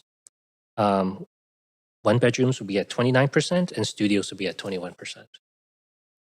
Okay, thanks for that. And presuming that some of the hotel rooms would be 1 and 2 bedrooms as well, that would you consider that being conducive to stays for things like medical treatment? Yes, I believe we would be all hotel rooms would be open for that. Okay, thanks, Chair. That's it. Councillor Fry. Yeah, with just my remaining 30 seconds, I hadn't contemplated for the applicant, I hadn't contemplated that this was a long-term hotel. Can you tell me who the operator, how this is going to work? Is this, will you self-marketing on Airbnb or? Gotta be quick, guys. Give me a sec. Counselor, can you repeat the question one more time? Well, I hadn't contemplated, because it's a long-term hotel, long-term apartment stay hotel, not a hotel. Who's the operator? It's a hotel in designation, so the city's land use is called hotel. But because of their apartment units, they're more likely to draw people that could stay 1 week, 2 week, 3 week. And who's operating it? Again, out of respect to council, we're waiting for this approval, and then we'd be in front of a professional hotel operator, management company that does this. Like would run a typical hotel, we'd have them run this building as well in the same fashion. With housekeeping, laundry, those kinds of security, check-in. Thanks. We'd let you go over time on that one. Thank you. Okay. Councillor Maloney? No, I just logged on in case okay. You didn't have time. All right, fine. Okay. Okay, this is the second call for speakers. If you wish to speak to council about this item, please call toll-free 1-833-353-8610, followed by participant code 1061445#. Before they close the speakers list, the phone number would be displayed during the recess. We'll now hear from the public. Any speakers in the council chamber, please come forward to the speaker podium on the left. When it is your turn, the podium height can be adjusted using the controls on the right-hand side. Phone in speakers will be unmuted when it is your turn to speak. Speakers have up to 5 minutes to make their comments and should limit their comments to the merits of the report being considered. Our first registered speaker is Connor O'Keefe. Is Connor present? Yeah, I'm on the line, Ken. Okay, go right ahead. I'm Connor O'Keefe, Senior Vice President at JLL, and I've been working with the developer here on the commercial uses, and we just want to provide our support for the daycare tax amendment. In a lot of these new buildings, it's very challenging to accommodate daycare given the outdoor spaces required, among other items that need to be factored in. We've toured this space and we've solicited expressions of interest that totaled 14 operators. We have an operator that we're wanting to move forward with pending this text amendment, and we just want to provide our support to have that use in the building. Okay, thanks very much. Okay, our next speaker is Sean Nardi.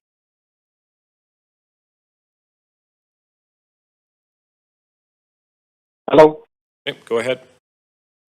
You can hear me okay? You bet, go ahead. Excellent. Good afternoon, Mayor and Council. My name is Sean Nardi, and I live in Fairview, and I oppose the CD1 amendment for 2538 Birch. For almost 8 years, I've followed this development through thousands of pages of city reports. freedom of information requests, land title records, financial documents, public hearings, and most recently court filings after the project entered creditor protection. Make no mistake, this is not an act of generosity, it is an act of desperation.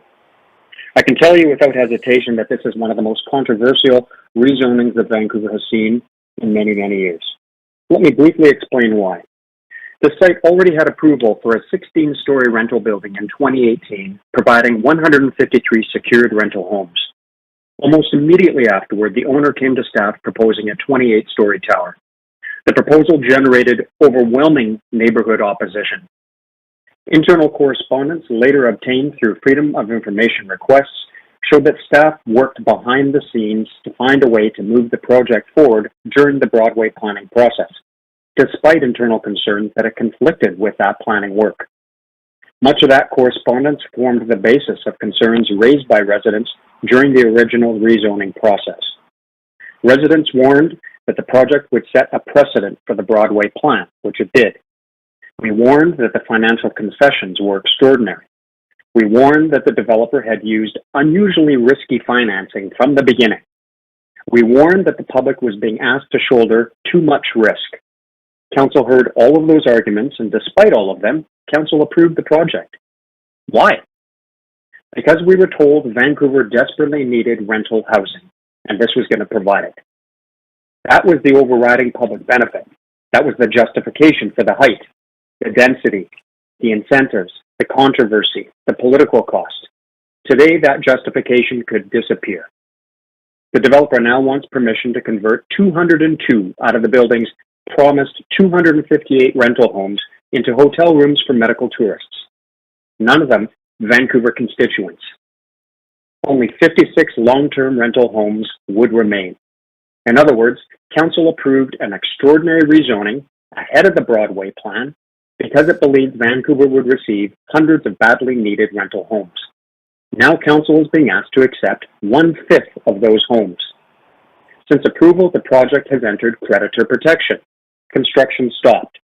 The project was marketed for sale.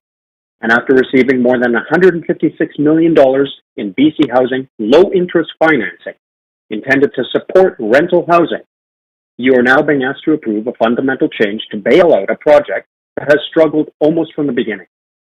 That is not good planning. That is not good governance, and it's certainly not the public benefit that Council promised us. This decision is bigger than one building. It asks whether public benefits promised during the rezoning can later be substantially removed after approvals, incentives, and public financing have already been secured. If Council approves this amendment, what confidence should Vancouver residents have that the public benefits used to justify future rezonings will actually be delivered to them? Approving this amendment tells developers that promises made during rezoning are meaningless. Rejecting it tells the public that those promises matter. I respectfully ask you to reject this amendment. Thank you. Thanks for calling in. Okay, Speaker 3, Mike Biscar. Speaker 3 is not on the line. Speaker 4, Ian Poole. Yes, I'm here. Go right ahead. Good afternoon, Mayor and Councilors. Can you hear me okay? Yeah, go ahead. Great. So yes, my name is Ian Poole, and I live in the Fairview neighborhood. I'm speaking to you today because I oppose this amendment, and that is because it would eliminate 202 secured rental homes that formed the essential public benefit of the original rezoning. Now, the previous City Council approved the unprecedented height and density of this 28-story development because the project promised 258 rental units. If this amendment passes, that promise will be broken, and instead there will only be 56 of these homes. That means nearly 80% of the rental homes that were originally included as justification for approving the rezoning would disappear. City Council would never have approved a 28-story tower for only 56 rentals, but approving this amendment would create exactly that outcome. Thankfully, though, we have already seen plenty of support from our government for this development, as it has been described in an article on the Government of British Columbia's website, where it is explained how the provincial government provided $156 in low-interest loans in order to support the construction of these much-needed rental homes. The article quotes the former BC Minister of Housing, Ravi Kahlon, where he describes how this development adds much needed stock at both market and affordable levels, and how by creating rental housing in central locations close to major amenities, more people can stay in the community they know and love. This Government of BC article also mentions that the building will offer a mix of units designed to be affordable for households with middle incomes. George Heyman, the former MLA for Vancouver Fairview, explained that these new homes will provide people with middle incomes, such as teachers, nurses, and small business owners, with housing options to help them stay in the community. Also included in the same article is Vancouver Mayor Ken Sim, where he explains how it's exciting to see yet another successful example of collaboration between Vancouver and the provincial government, and how these new rental homes are another step in the right direction towards making housing more affordable and attainable in the city of Vancouver. Additionally, during the July 2020 council meeting, where the proposal was successfully approved for 258 rental homes, it received support from our current BC Housing Minister, Christine Boyle, who at the time represented one city on Vancouver City Council. Further, it also received support from our current councillors Dominato and Kirby Young at that same meeting. Now, the reason I mention all these people is because we can see that there has been much support for this development, with its promise of 258 units, with our elected representatives reinforcing that it is critical for helping to provide much-needed rental housing. As I'm getting close to the end of my comments, please remember that the previous City Council approved this project because Vancouver urgently needs this rental housing. However, this proposed amendment would eliminate most of it, and the public benefit that justified its approval would no longer exist. So finally, this much-needed rental housing was promised by the developer, it was supported by our current mayor, and it was financed by our provincial government. I respectfully ask you to provide Vancouverites with what they were already promised and what the city needs. You can do that simply by choosing to reject this amendment. Thank you for listening. Thanks. Speaker 5, Paul Moland. Speaker number 5 is not on the line. Okay. Speaker number 6, Colleen Hardwick.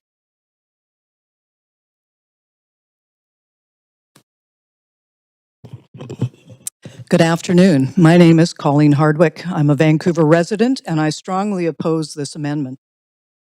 I come before you also with considerable history on this file. I was a member of Vancouver City Council when the second rezoning of this property came before us in 2020. In fact, my concerns began before it reached public hearing. In June of 2019, I wrote directly to the then General Manager of Planning, questioning why this application was being advanced while the Broadway plan was underway. This property had already been zoned for 16-story rental. Let me emphasize that. Rental housing had already been approved on this site. The developer came back under the moderate income rental housing pilot program, seeking dramatically greater height and density, 28 stories, on the basis that those extraordinary additional development rights were justified by the delivery of substantially more rental housing, including moderate income rental housing. I questioned the process, I questioned the economics, and I questioned whether the public benefit justified what the city was being asked to give away. After a lengthy public hearing, I voted against the rezoning. It passed by the narrowest possible motion of 6 votes to 5.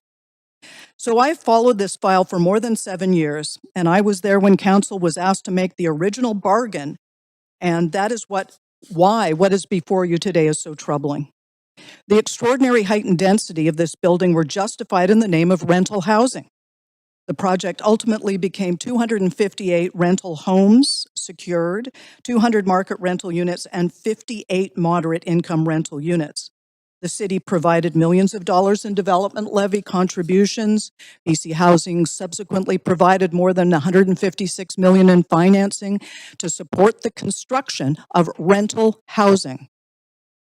The province celebrated the project publicly as 258 new rental homes for Vancouver, housing intended in part for middle-income people like nurses, teachers, and small business owners. But now, with the 28-story building nearly complete, Council is being asked to allow 202 of those rental units to become hotel rooms. If that isn't a bait and switch, what is? First, we've already approved a 16-story rental building. Then it becomes a 28-story building because we're told Vancouver desperately needs more rental housing. The extraordinary density is granted, financial concessions are provided, public financing follows, the building gets built. Then the project runs into financial difficulty. And now, after the development rights have been realized in concrete and steel, most of the rental housing that justified those development rights is proposed to disappear. Council cannot take back those additional 12 stories. You can't take back the density. You cannot turn this back into the 16-story building that had previously been approved. And that is precisely why the commitments made in exchange for those development rights have to mean something. Otherwise, what exactly was the bargain that Vancouver made? And this is where precedent matters. Precedents once set are very difficult to reverse. Bad precedents have a way of producing more bad results. And that was one of my concerns about this project back in 2020. Council was being asked to approve the extraordinary spot rezoning while the comprehensive Broadway plan process was still underway. Residents were warned about the precedent, experienced planners warned about the consequences. Even members of the development industry questioned whether the additional height and density was justified. Nevertheless, Council approved it. And once that precedent was established, the argument became, you allowed it there, so why not here? That is how planning by exception gradually becomes planning by expectation. But today you're being asked to establish an even more troubling precedent. If Council allows an applicant to obtain extraordinary development rights and public financial concessions on the promise of secure rental housing, and then allows most of that rental housing to disappear after the building has been constructed, you are establishing that the public benefit used to justify a rezoning is negotiable after the fact. Think about where this precedent leads and what happens the next time a project becomes financially distressed. What happens when another developer says the rental commitment no longer works? In closing, please reject this amendment and require that this project to deliver the rental housing Vancouver was promised is fulfilled. Thank you. Thanks. Okay, speaker number 7, Taylor Curran. Speaker number 7 is not on the line. Number 8, Annika Anderson.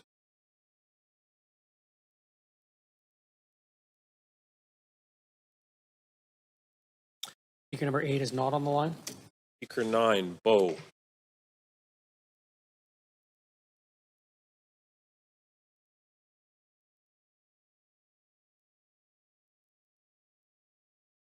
Speaker number 9 is not on the line. Speaker number 10, Felicia.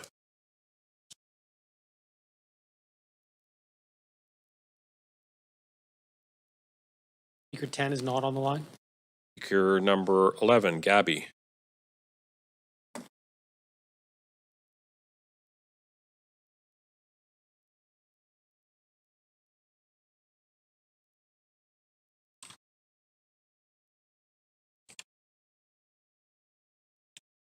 Speaker 11 is not on the line. Speaker number 12, David. Speaker 12 is not on the line. Speaker 13, Gulzar Greywall. Speaker 13 is not on the line. Speaker 14, Rowena.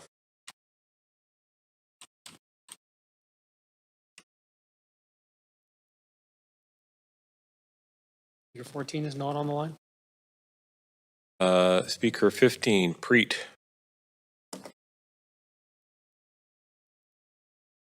Speaker 15 is not on the line.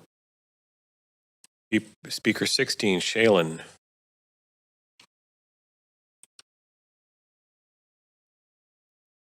Speaker 16 is not on the line.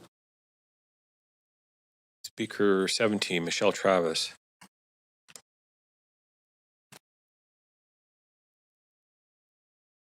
Hello. Hi, go ahead. Hi, my name is Michelle Travis, and I'm a Vancouver resident. I'm urging you to reject this amendment. The proposal represents a clear example of a bait and switch that this council has been asked to approve. It was approved because, with the promise of over 200 rental homes, council accepted the additional height and the density because it was supposed to address Vancouver's housing crisis. So now that construction is nearly complete, and only at the last minute is the developer returning to ask council to replace the approved rentals with over 200 hotel rooms. If this is acceptable, then what confidence should the public have in any rezoning approval?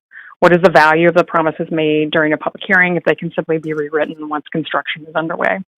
The applicant says the hotel use is permitted under their Broadway plan, so now they're switching the use because they can. The whole idea of the project approval was because it was offering rentals. Council is being asked to approve a fundamentally different project after the developer has already received the benefits of the previous approval. What serves as a deterrent to future developers from doing the same?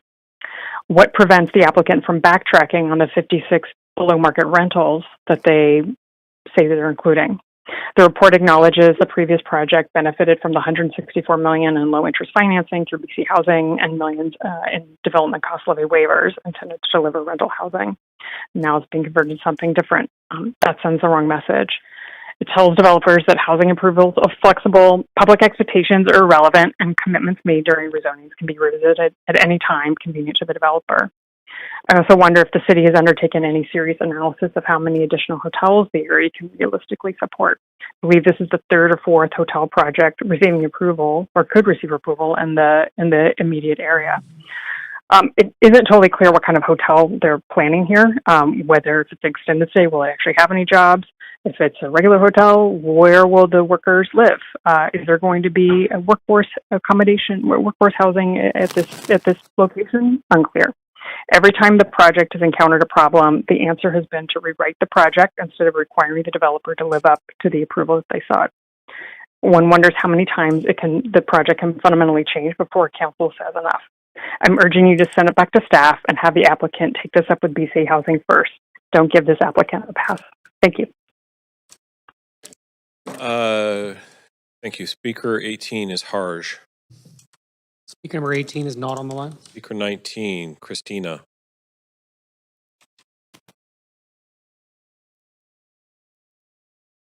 Speaker 19 is not on the line. Speaker 20, Faye.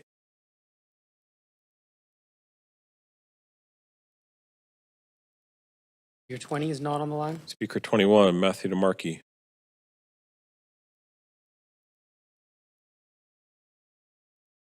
Speaker 21 is not on the line. Speaker 22, Robert.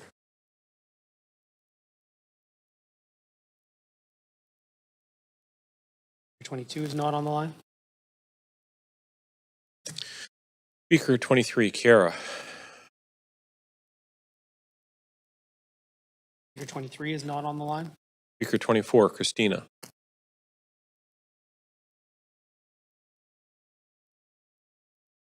Speaker 24 is not on the line. Speaker 25, Jacqueline.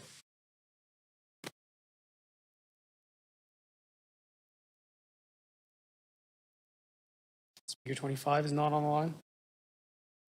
Speaker 26, Aaron.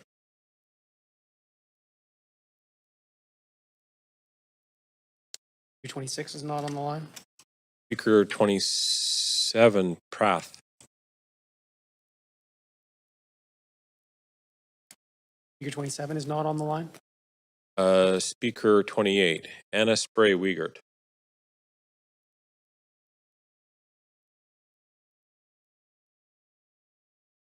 Speaker 28 is not on the line. Speaker 29, Janice Hamilton. Okay. Here. Okay. Go ahead, Janice. Okay, thank you very much. Thank you, Mayor and Council. I'm a hard no on this. I strongly oppose this text amendment to convert the majority of these 258 purpose-built rental homes to hotel rooms, leaving less than a quarter of what was promised for long-term rentals. I'm just going to deviate from my notes for 1 second to say I worked in healthcare. I spent a lot of time in my healthcare career trying to find housing for people who had to come from out of town, so I know about this need. However, I'm opposing this, and these are the reasons. I'm very familiar with this project. I've been involved. I live in Fairview. Sorry, I should have said that. And I've been involved with this since the developer's open house. I believe it was the fall of 2018, where they were showcasing this extraordinary height from going from the already approved 16 floors to the 28 floors. I have followed the various iterations since then. You've already heard from other speakers about all that, and you know them all as well. The primary justification used for imposing this exceptional height, scale, and density onto our neighborhood was Vancouver's really valid, true rental crisis. It was vigorously argued by the city and the developer that these 28 floors of rental units, including moderate income units, were critically important, critically, with a capital C, important, and the developer needed that additional scale in order to make it work. That was the reason told to us. He needed the scale to make it work. Of course, this was before the Broadway plan was approved, and this became even more of a controversy. That's another story. Despite the overwhelming community opposition by verified, underlined verified Vancouver residents and an over-leveraged developer with an unsustainable financial plan, the rezoning was approved, and all in the name of this rental crisis. I think by one vote, if I remember correctly. So construction proceeded, and now we live at the end of my street, actually, with this unpopular, incomplete, uninhabited building all these years later. So it's clear to me that converting most of 2538 Birch into hotel rooms is completely contrary to the initial arguments and goals of helping with the rental housing crisis in Vancouver. And it simply seems to be an opportunistic deviation to bail out the project and the developer one more time. To me, that's not in the public interest. The conversion would be a fundamental change of purpose. Fundamental change of purpose. The developer has already been given extraordinary development and public concessions, and as we know, has received millions from Vancouver and BC government taxpaying money over these years, and we have no rental buildings still. He cannot be allowed to take this money and then change the plan later and negate on his word to us all. The original justification, the rental crisis, has not gone away. I fear, actually, he's the one who's going to be benefiting, not the public. So we cannot be asked to support a mismanaged project and its financial failures, nor this non-delivering developer. The community was promised 100% rental units, and people are counting on that. So here we are, back again to the taxpayers to help. It's rather audacious, in my mind, that no, we shouldn't be on the hook for this. Please oppose this. The density bonuses were taken, and now we have to insist that this 100% rental building be delivered because the housing crisis is still real. Thank you. Thanks very much. Speaker 30 is Randy Hilton. Hello, this is Randy Hilton. Can you hear me clearly? Okay, thank you for your time. I'm a citizen of Canada and a resident of Vancouver, and I am speaking about this Birch Street rezoning. I'd just like to respectfully ask our elected officials and City Council to respect the citizens of Vancouver in your decision here. This is a daytime meeting on middle of the summer, so there's not that many people paying attention at this particular moment. But it is a very significant decision that will have repercussions going forward. And in respecting the citizens of Vancouver, please don't forget that hundreds of residents spent probably thousands of hours and also their own at considerable personal sacrifice, time and money, engaging in Broadway plan consultations, engaging in good faith, and specifically on this project on Birch Avenue. The next thing I'd like to say is to remind you, well, the speakers who previously spoke summarized a lot of the promises and commitments along the way in the last several years regarding this specific project. And in that context, the concept of moral hazard, which I'm sure you've all heard of, is very important here. This is like a test case for moral hazard. A situation where an economic actor has an incentive to increase its exposure to risk because it does not bear the full costs associated with that risk should things go wrong. And in this specific case, there's been involvement at every level, from the internal planning staff of the city elected officials, financial institutions, and the developer, actual developer, the applicant here. They've been involved in this at every step of the way. And I think that in your decision today, it's very important to keep this concept of moral hazard in mind, that people need to be held accountable for their decisions and be responsible for them. And the public should not be expected to bail out others when decisions have turned out to be incorrect. The previous speakers mentioned that $3.1 million in development cost levy waivers. There's the provincial public money, $156 million of low-interest taxpayer financing, and then there have been significant density and height relaxations for this specific project. And also, as other speakers mentioned, this was a precedent for the entire Broadway plan area. So basically, this case is such an example of many things that have been done incorrectly, and I think very much unfairly to the public. And in conclusion, I encourage you to vote against this request and to show us that you respect the people of Vancouver and all of their efforts in good faith to create a livable and fair and affordable city. Thank you. Thank you. Speaker 31, Stanley Lee. Oh, hi. Hi, can you hear me? Yeah, go ahead. All right, thank you. I'm speaking as a future carpetbagger, speaking of which, good progress with all the carpetbaggers today. Chair, can you caution the speaker on not calling us carpetbaggers? That would be great. No, I'm not calling you carpetbaggers. I'm calling the foreign callers carpetbaggers. Yeah, that's what I understood. Carry on, Stanley. Anyway, hope this didn't cut too much into my time. I'm going to avoid repeating many of the things that the prior speakers have mentioned, but I do oppose to this amendment, given the bait and switch,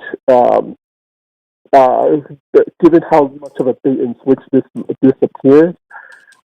While I'm sympathetic to the general economic environment, and also while I'm not denying that we need temporary accommodation for medical care, which this rezoning was originally approved for, and also I'm not denying that we don't need more hotel space, but the bait and switch precedent that especially after all the public tax dollars that it's benefiting from, I am actually pretty serious about that. And I am very concerned that this sets a precedent for other would-be copycats watching over this, despite of the claims prior to the public comment. So I believe the council should demand a clear public accounting of what happened to those benefits and whether any subsidies must be repaid if goods get through. Also, most of the public comments are opposed to this. Staff recommended a hearing because of the site's history and significant public interest. So I will urge you to not treat this as a procedural inconvenience. Please reject this application, or at least send it back with instructions to retain the long-term rental housing and fully account for every public subsidy, waiver, or covenant. I know this has a lot to do with the provincial government as well. So I hope you don't rubber stamp this, but if you do, I hope this is helpful for your fundraising. Muchas gracias, señoras y señores. Okay, thanks. All right, Speaker 32, Emily Armitage. Speaker 32 is not on the line. And Speaker 33 is a duplicate. Speaker 34, George Morrison.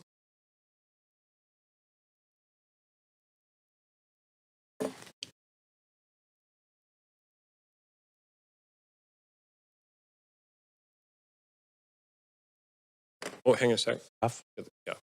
My name is George Morrison.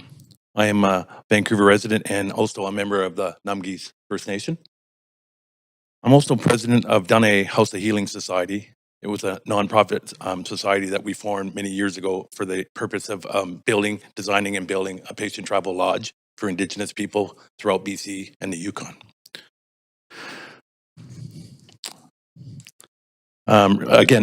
Indigenous patients receiving medical treatments in the Vancouver area, subsidized housing for patients and their families built around Indigenous cultural space and care.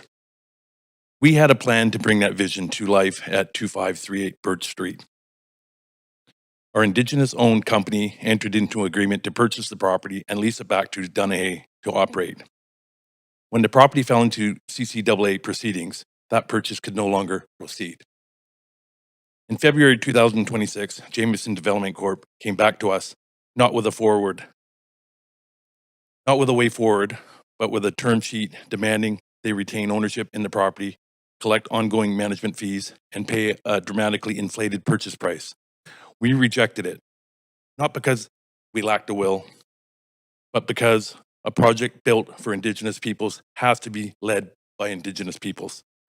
We could not justify handing a developer permanent fees and equity in our own legacy project, and we could not justify a price that would have made the lodge financially unviable from day one. Let me be direct about what happened here. The price was pushed to a number designed to scare us off. It worked. We walked away. And now the same site is back in front of you, carrying the story we built without us. Danae has no involvement in what's being proposed at Birch Street today. We are saying that publicly because others have suggested otherwise. We are moving our vision forward elsewhere in a way that keeps it in Indigenous hands, and we are happy to share that and the details when it moves along. Our new location is already zoned for a hotel by the city, and it is just blocks away from the VGH. What's in front of you today is not our project. It borrowed our name, it borrowed our narrative, and our years of community relationship building to get through the door, and then pushed us out once we wouldn't sign away ownership and control. This is not partnership. This is not reconciliation. This city says it committed to. That is cultural appropriation, and it should not be rewarded with an approval. I'm asking council to reject this application as it stands and refer it back to staff for genuine consultation. The kind Indigenous communities in the city are owed, not the kind that happens after the story's already been used. This project started as an Indigenous-led initiative. It should finish as an Indigenous-led initiative. Thank you for your time. Thank you for speaking. Okay, if there are any additional speakers in the chamber, please come forward to the podium. Clerk, are there any additional speakers on the line? Not at this moment. This is a third and final call for speakers. If you wish to speak to council about this item, please call toll-free 1-833-353-8610, followed by participant code 1061-445# before the close of the speakers list.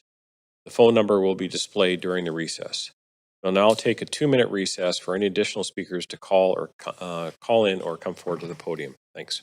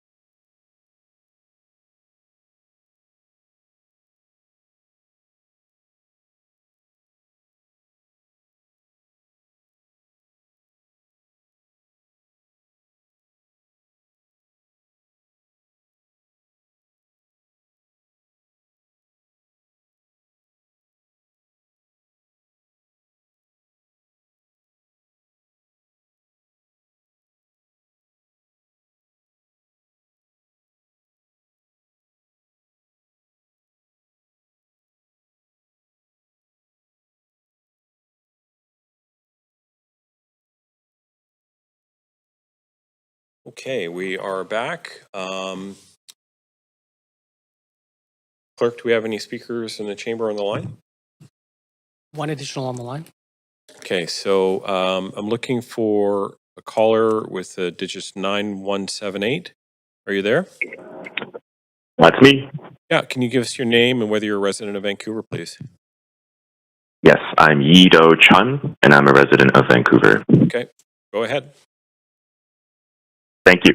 I've called in a couple times in the past this little week that we've been having, but also here I find myself speaking in opposition to a proposal that would replace necessary and crucial rental housing to extended stay hotel housing.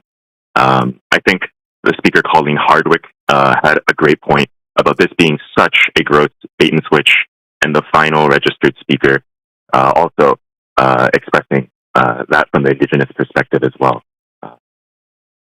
The more I heard from the speakers, the more I learned the various ways that this proposal appears to be betraying public trust, the decision-making process of the city, and also just undermining all the trust that we can possibly have in future zoning applications that promise affordable housing, that promise all these sorts of inclusions and developments. I ask that the city council reject this motion and help us have some trust that in future proposals we can trust developers to actually deliver the social benefits that they promise at their first proposals, and not to complete an entire building, have all the concrete, glass, and steel on the ground, and then to have all those rental housing units proposed to be swapped out for rooms that would just be more profitable for the corporate landowners and the developers.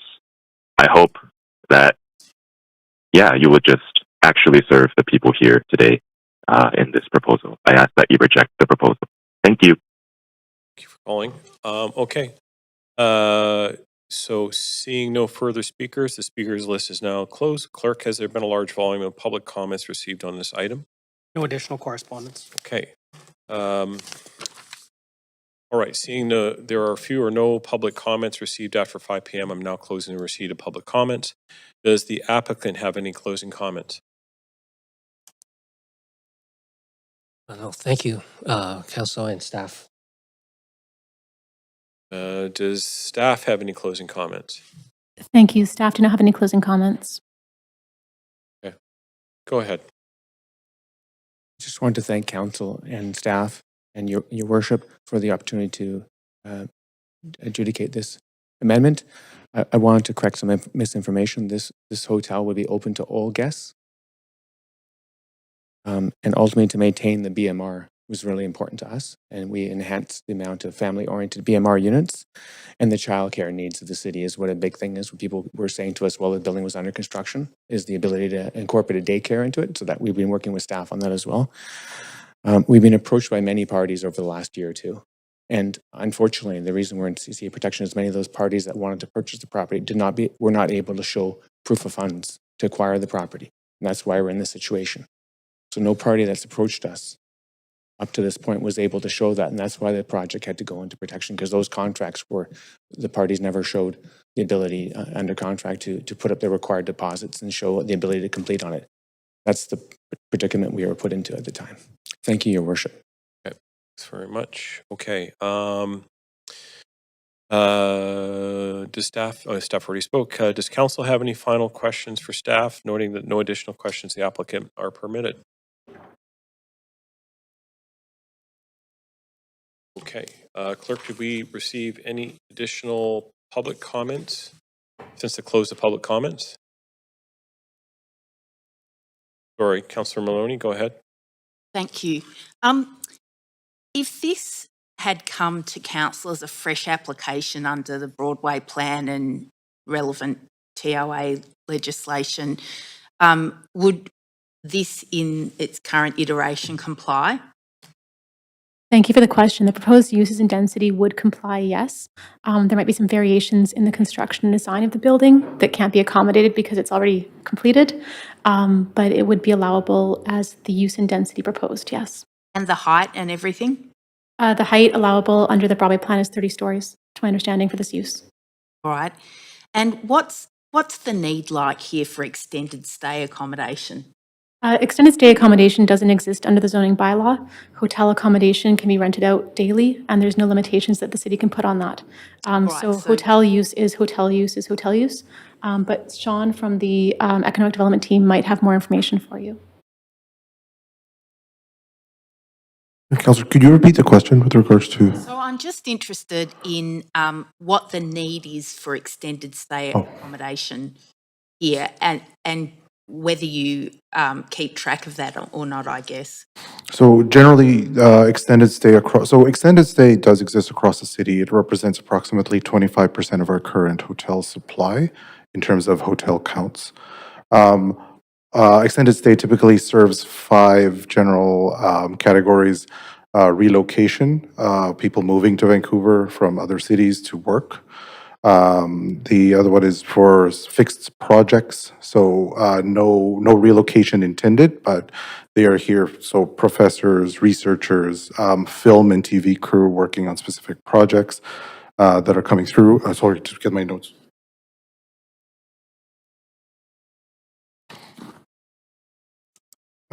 So there would be medical treatment. So with the proximity of this hotel to VGH, there would be the medical treatment factor with regards to people from in BC Interior as well as the Yukon.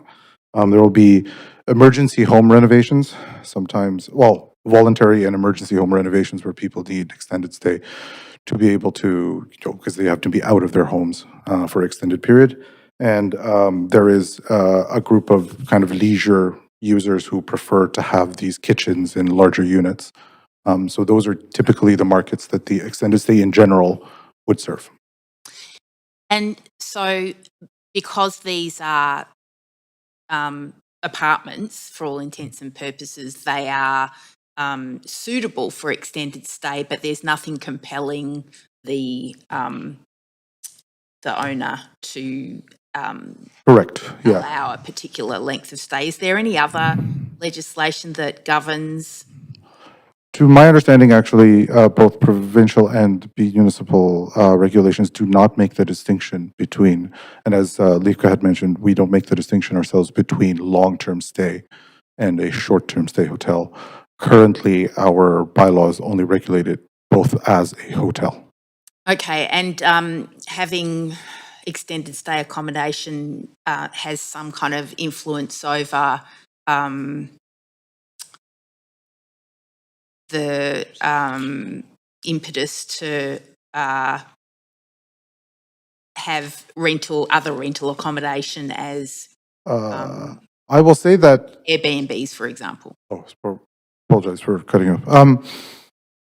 Airbnbs operate under the short-term rental act. They are typically required. They are required to be principal residences, so that falls under a completely separate thing. These hotels that are licensed as hotels under the business bylaw, the zoning development, are understood to be commercial properties. They are licensed. They're BC assessment assesses them as Class 6 as commercial properties. So that is how they are seen with regards to our regulations. Okay, thanks. That's very helpful. Thanks very much. Councillor Corbillon. Yeah, just a quick clarification. So just following up on that question that was asked. So if this project proposal came forward today, it is permissible under the current Broadway plan to build a standalone commercial hotel? That is correct, yes. And then a standalone hotel would not have any requirements for BMR for the below market rental units that we see in this project then, correct? Thank you for the question. My colleague Chris is here to answer. Thank you for the question, Councillor. Chris Ma with Special Projects Office. That's correct. There wouldn't be any below market rental requirements. This is something that the applicant proposed to us to retain the below market rental units and convert the market rental to a hotel. Okay, so following that through, conceivably, is it possible that the applicant could have filed another rezoning application entirely to just build a standalone hotel? Or no, because the building is already built? In theory, yes. In theory, they could have, right? Yes. But they're sticking with this and committing to the 56 below market units? Correct. Okay, thank you. very much. Okay. Reminder that any council member participating virtually whose video is disabled will be marked absent for the vote pursuant to Section 1413 of the procedure bylaw. I'm now going to call the vote. Can you please take us to the voting screen? Sorry. Oh, I'm sorry. You're right. Absolutely. Council members, is there any further discussion? Apologies. Okay. Move. Seconded. Seconded. Okay. Okay. Now, council, any further discussion? Councillor Kirby-Young. Yeah, thanks. I appreciate that this has transpired over some time, sort of dating back to the original rezoning application that was enacted in 2018, so close to a decade ago now. And a lot has changed, obviously, in the world with respects to development conditions, economics, housing needs in the city, continued need for affordability, and so on. I think that while this one's gone through a couple of twists and turns in looking at it, and based on my last question, the applicant conceivably could stand down and bring forward, even though the building is essentially constructed, and bring forward another rezoning application for a standalone hotel, which would not provide the below market units and those affordable rentals. So I think that, coming off a project this morning when we didn't have unanimous support where council would receive a full turnkey building that would deliver affordable housing. We do have here, although it did pass, but it wasn't fully unanimously supported, but we do have here the ability to have 20% of below market rentals. And if I understand correctly from some of the questions asked by some of my colleagues, that those could conceivably be some more family units that were originally envisioned. There's been a lot of discussion at council on this project and others around the need for hotel rooms. It does exist, and it's very similar to rental projects and housing projects in general, where they take years to realize. And just because council approves them does not necessarily mean that all of those projects, whether they're housing or hotels, actually get built, because they are subject to sort of changes in financing, construction costs, and so on. So whenever we approve any of these projects, we're still years away from actually seeing them open. I do recall on others that were maybe on council previously, the more affordable park and suites, I think it was called, above the Fairview pub, that provided some affordable housing as well, used by patients that often were in the hospitals and families that were staying with them. Either individuals were coming in for medical care and needed to stay close by for post-care, or family members that were accompanying others that were receiving medical attention. And there was a real dismay around the loss of some of those facilities. We have always hoped, when we have sort of redevelopments, we just approved a large, very bold vision over the next 30 years for VGH. We've done it previously with St. Paul's, and yet the hospitals themselves are not delivering or allocating part of their footprints towards providing accommodation, either for visiting medical personnel or for families sometimes. And so a lot of that does fall into the city, and it's sort of part of the overall mix of things that we do need here. I think that in balance, given the current situation, the fact that the BMR is retained, and I think it's been important to clarify for the public that this is step one for a change. It will still need to go to the province after this and have the province release the Section 219 covenant. And at that point, should that happen, then the financing that was advanced would also need to be repaid. So I think it needs to be very clear that the financial parameters have also changed. So the $3.1 million DCL waiver, they're now paying $2.7 million in DCLs, which is the rates that are calculated for the hotel and the commercial use. So it's not like the city has given up $3 million.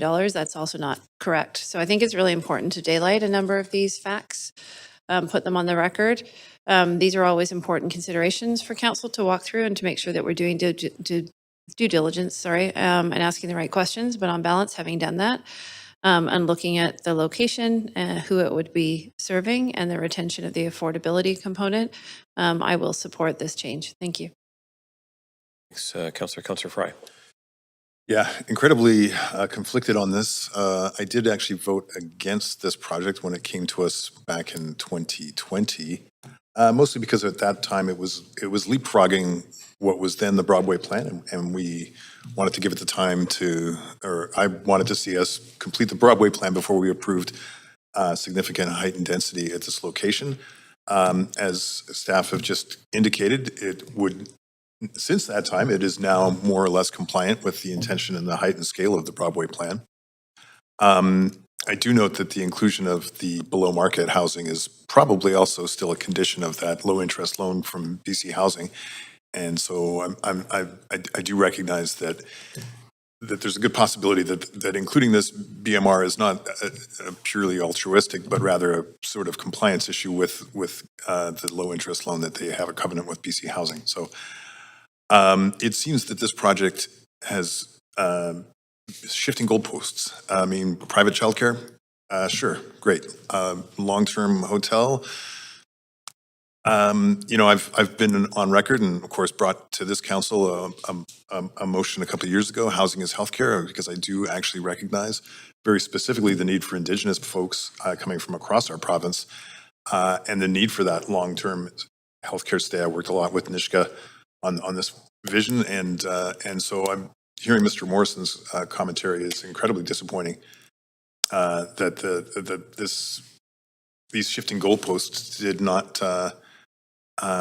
Well, I feel like kind of disrespected the original intention as I understand it, and that makes me very uncomfortable. So I'm honestly super conflicted. I recognize that this project is, for all intents and purposes, built, and it has to do something on this site. But I am incredibly disappointed that I feel like it's a very cynical approach to this development, and I feel like I might have to hold my nose and vote for this one or abstain. But I'm very disappointed in how this has progressed from that original application. Thanks, Councillor. I'm going to just cede the chair for a moment to Councillor Deputy Mayor Kirby Young. Go ahead. Make a few remarks. I sort of concur with what I've heard from others in the chamber here today, that this is a project that is not doesn't have a really clear path. There has been a lot of change over time, but I recollect that this used to be the site of a Denny's. While I probably would miss the Grand Slam breakfast I used to have there, we didn't have any displacement on this site, and we actually have a virtually fully built building on that site.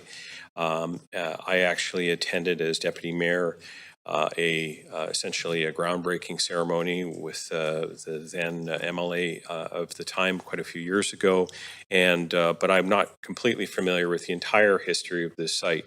But I would sort of see that from the voices of opposition and concerns from the public, I've talked quite a bit about the loss of the rental housing, concerns about the hotel use, but I personally don't have.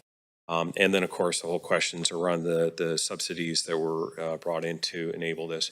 But now we've got a project where the affordable housing is going to be fully protected, affordable housing that we otherwise may not have on this site. The Broadway plan expressly contemplates having hotels in this area. I know that we have a lot of questions around what long-term stay hotels are, whether it's long-term or short-term.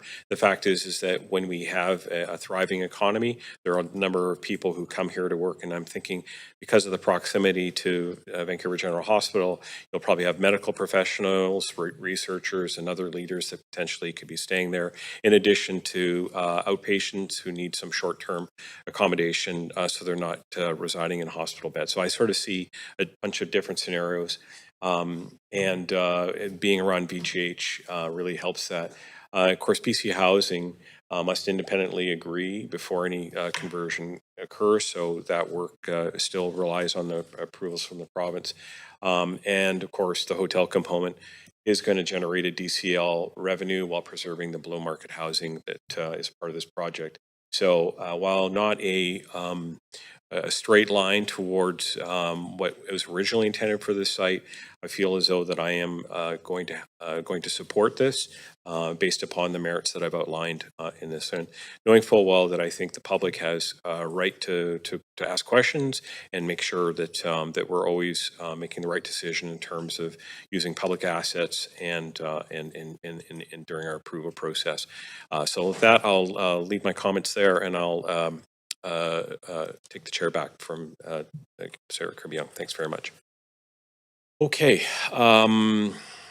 All right. Again, reminder to any council member participating virtually whose video is disabled will be marked absent for the vote pursuant to section 1413 of the procedure bylaw. I'm now going to call the vote. Clerk, can you please take us to the voting screen?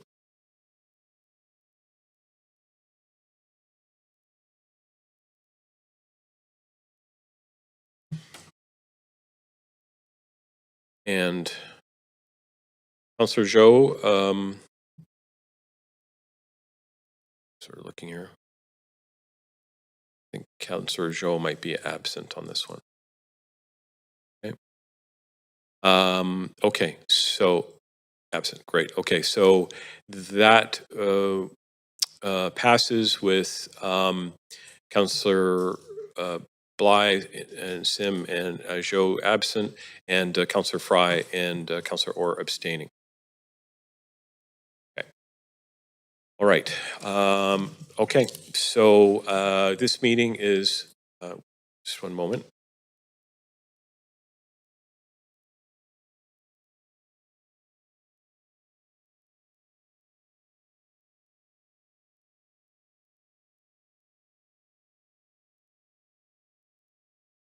I've got a motion, got a seconder to all those in favor of adjournment. Any opposed? Carries. This meeting is now adjourned. Thanks very much.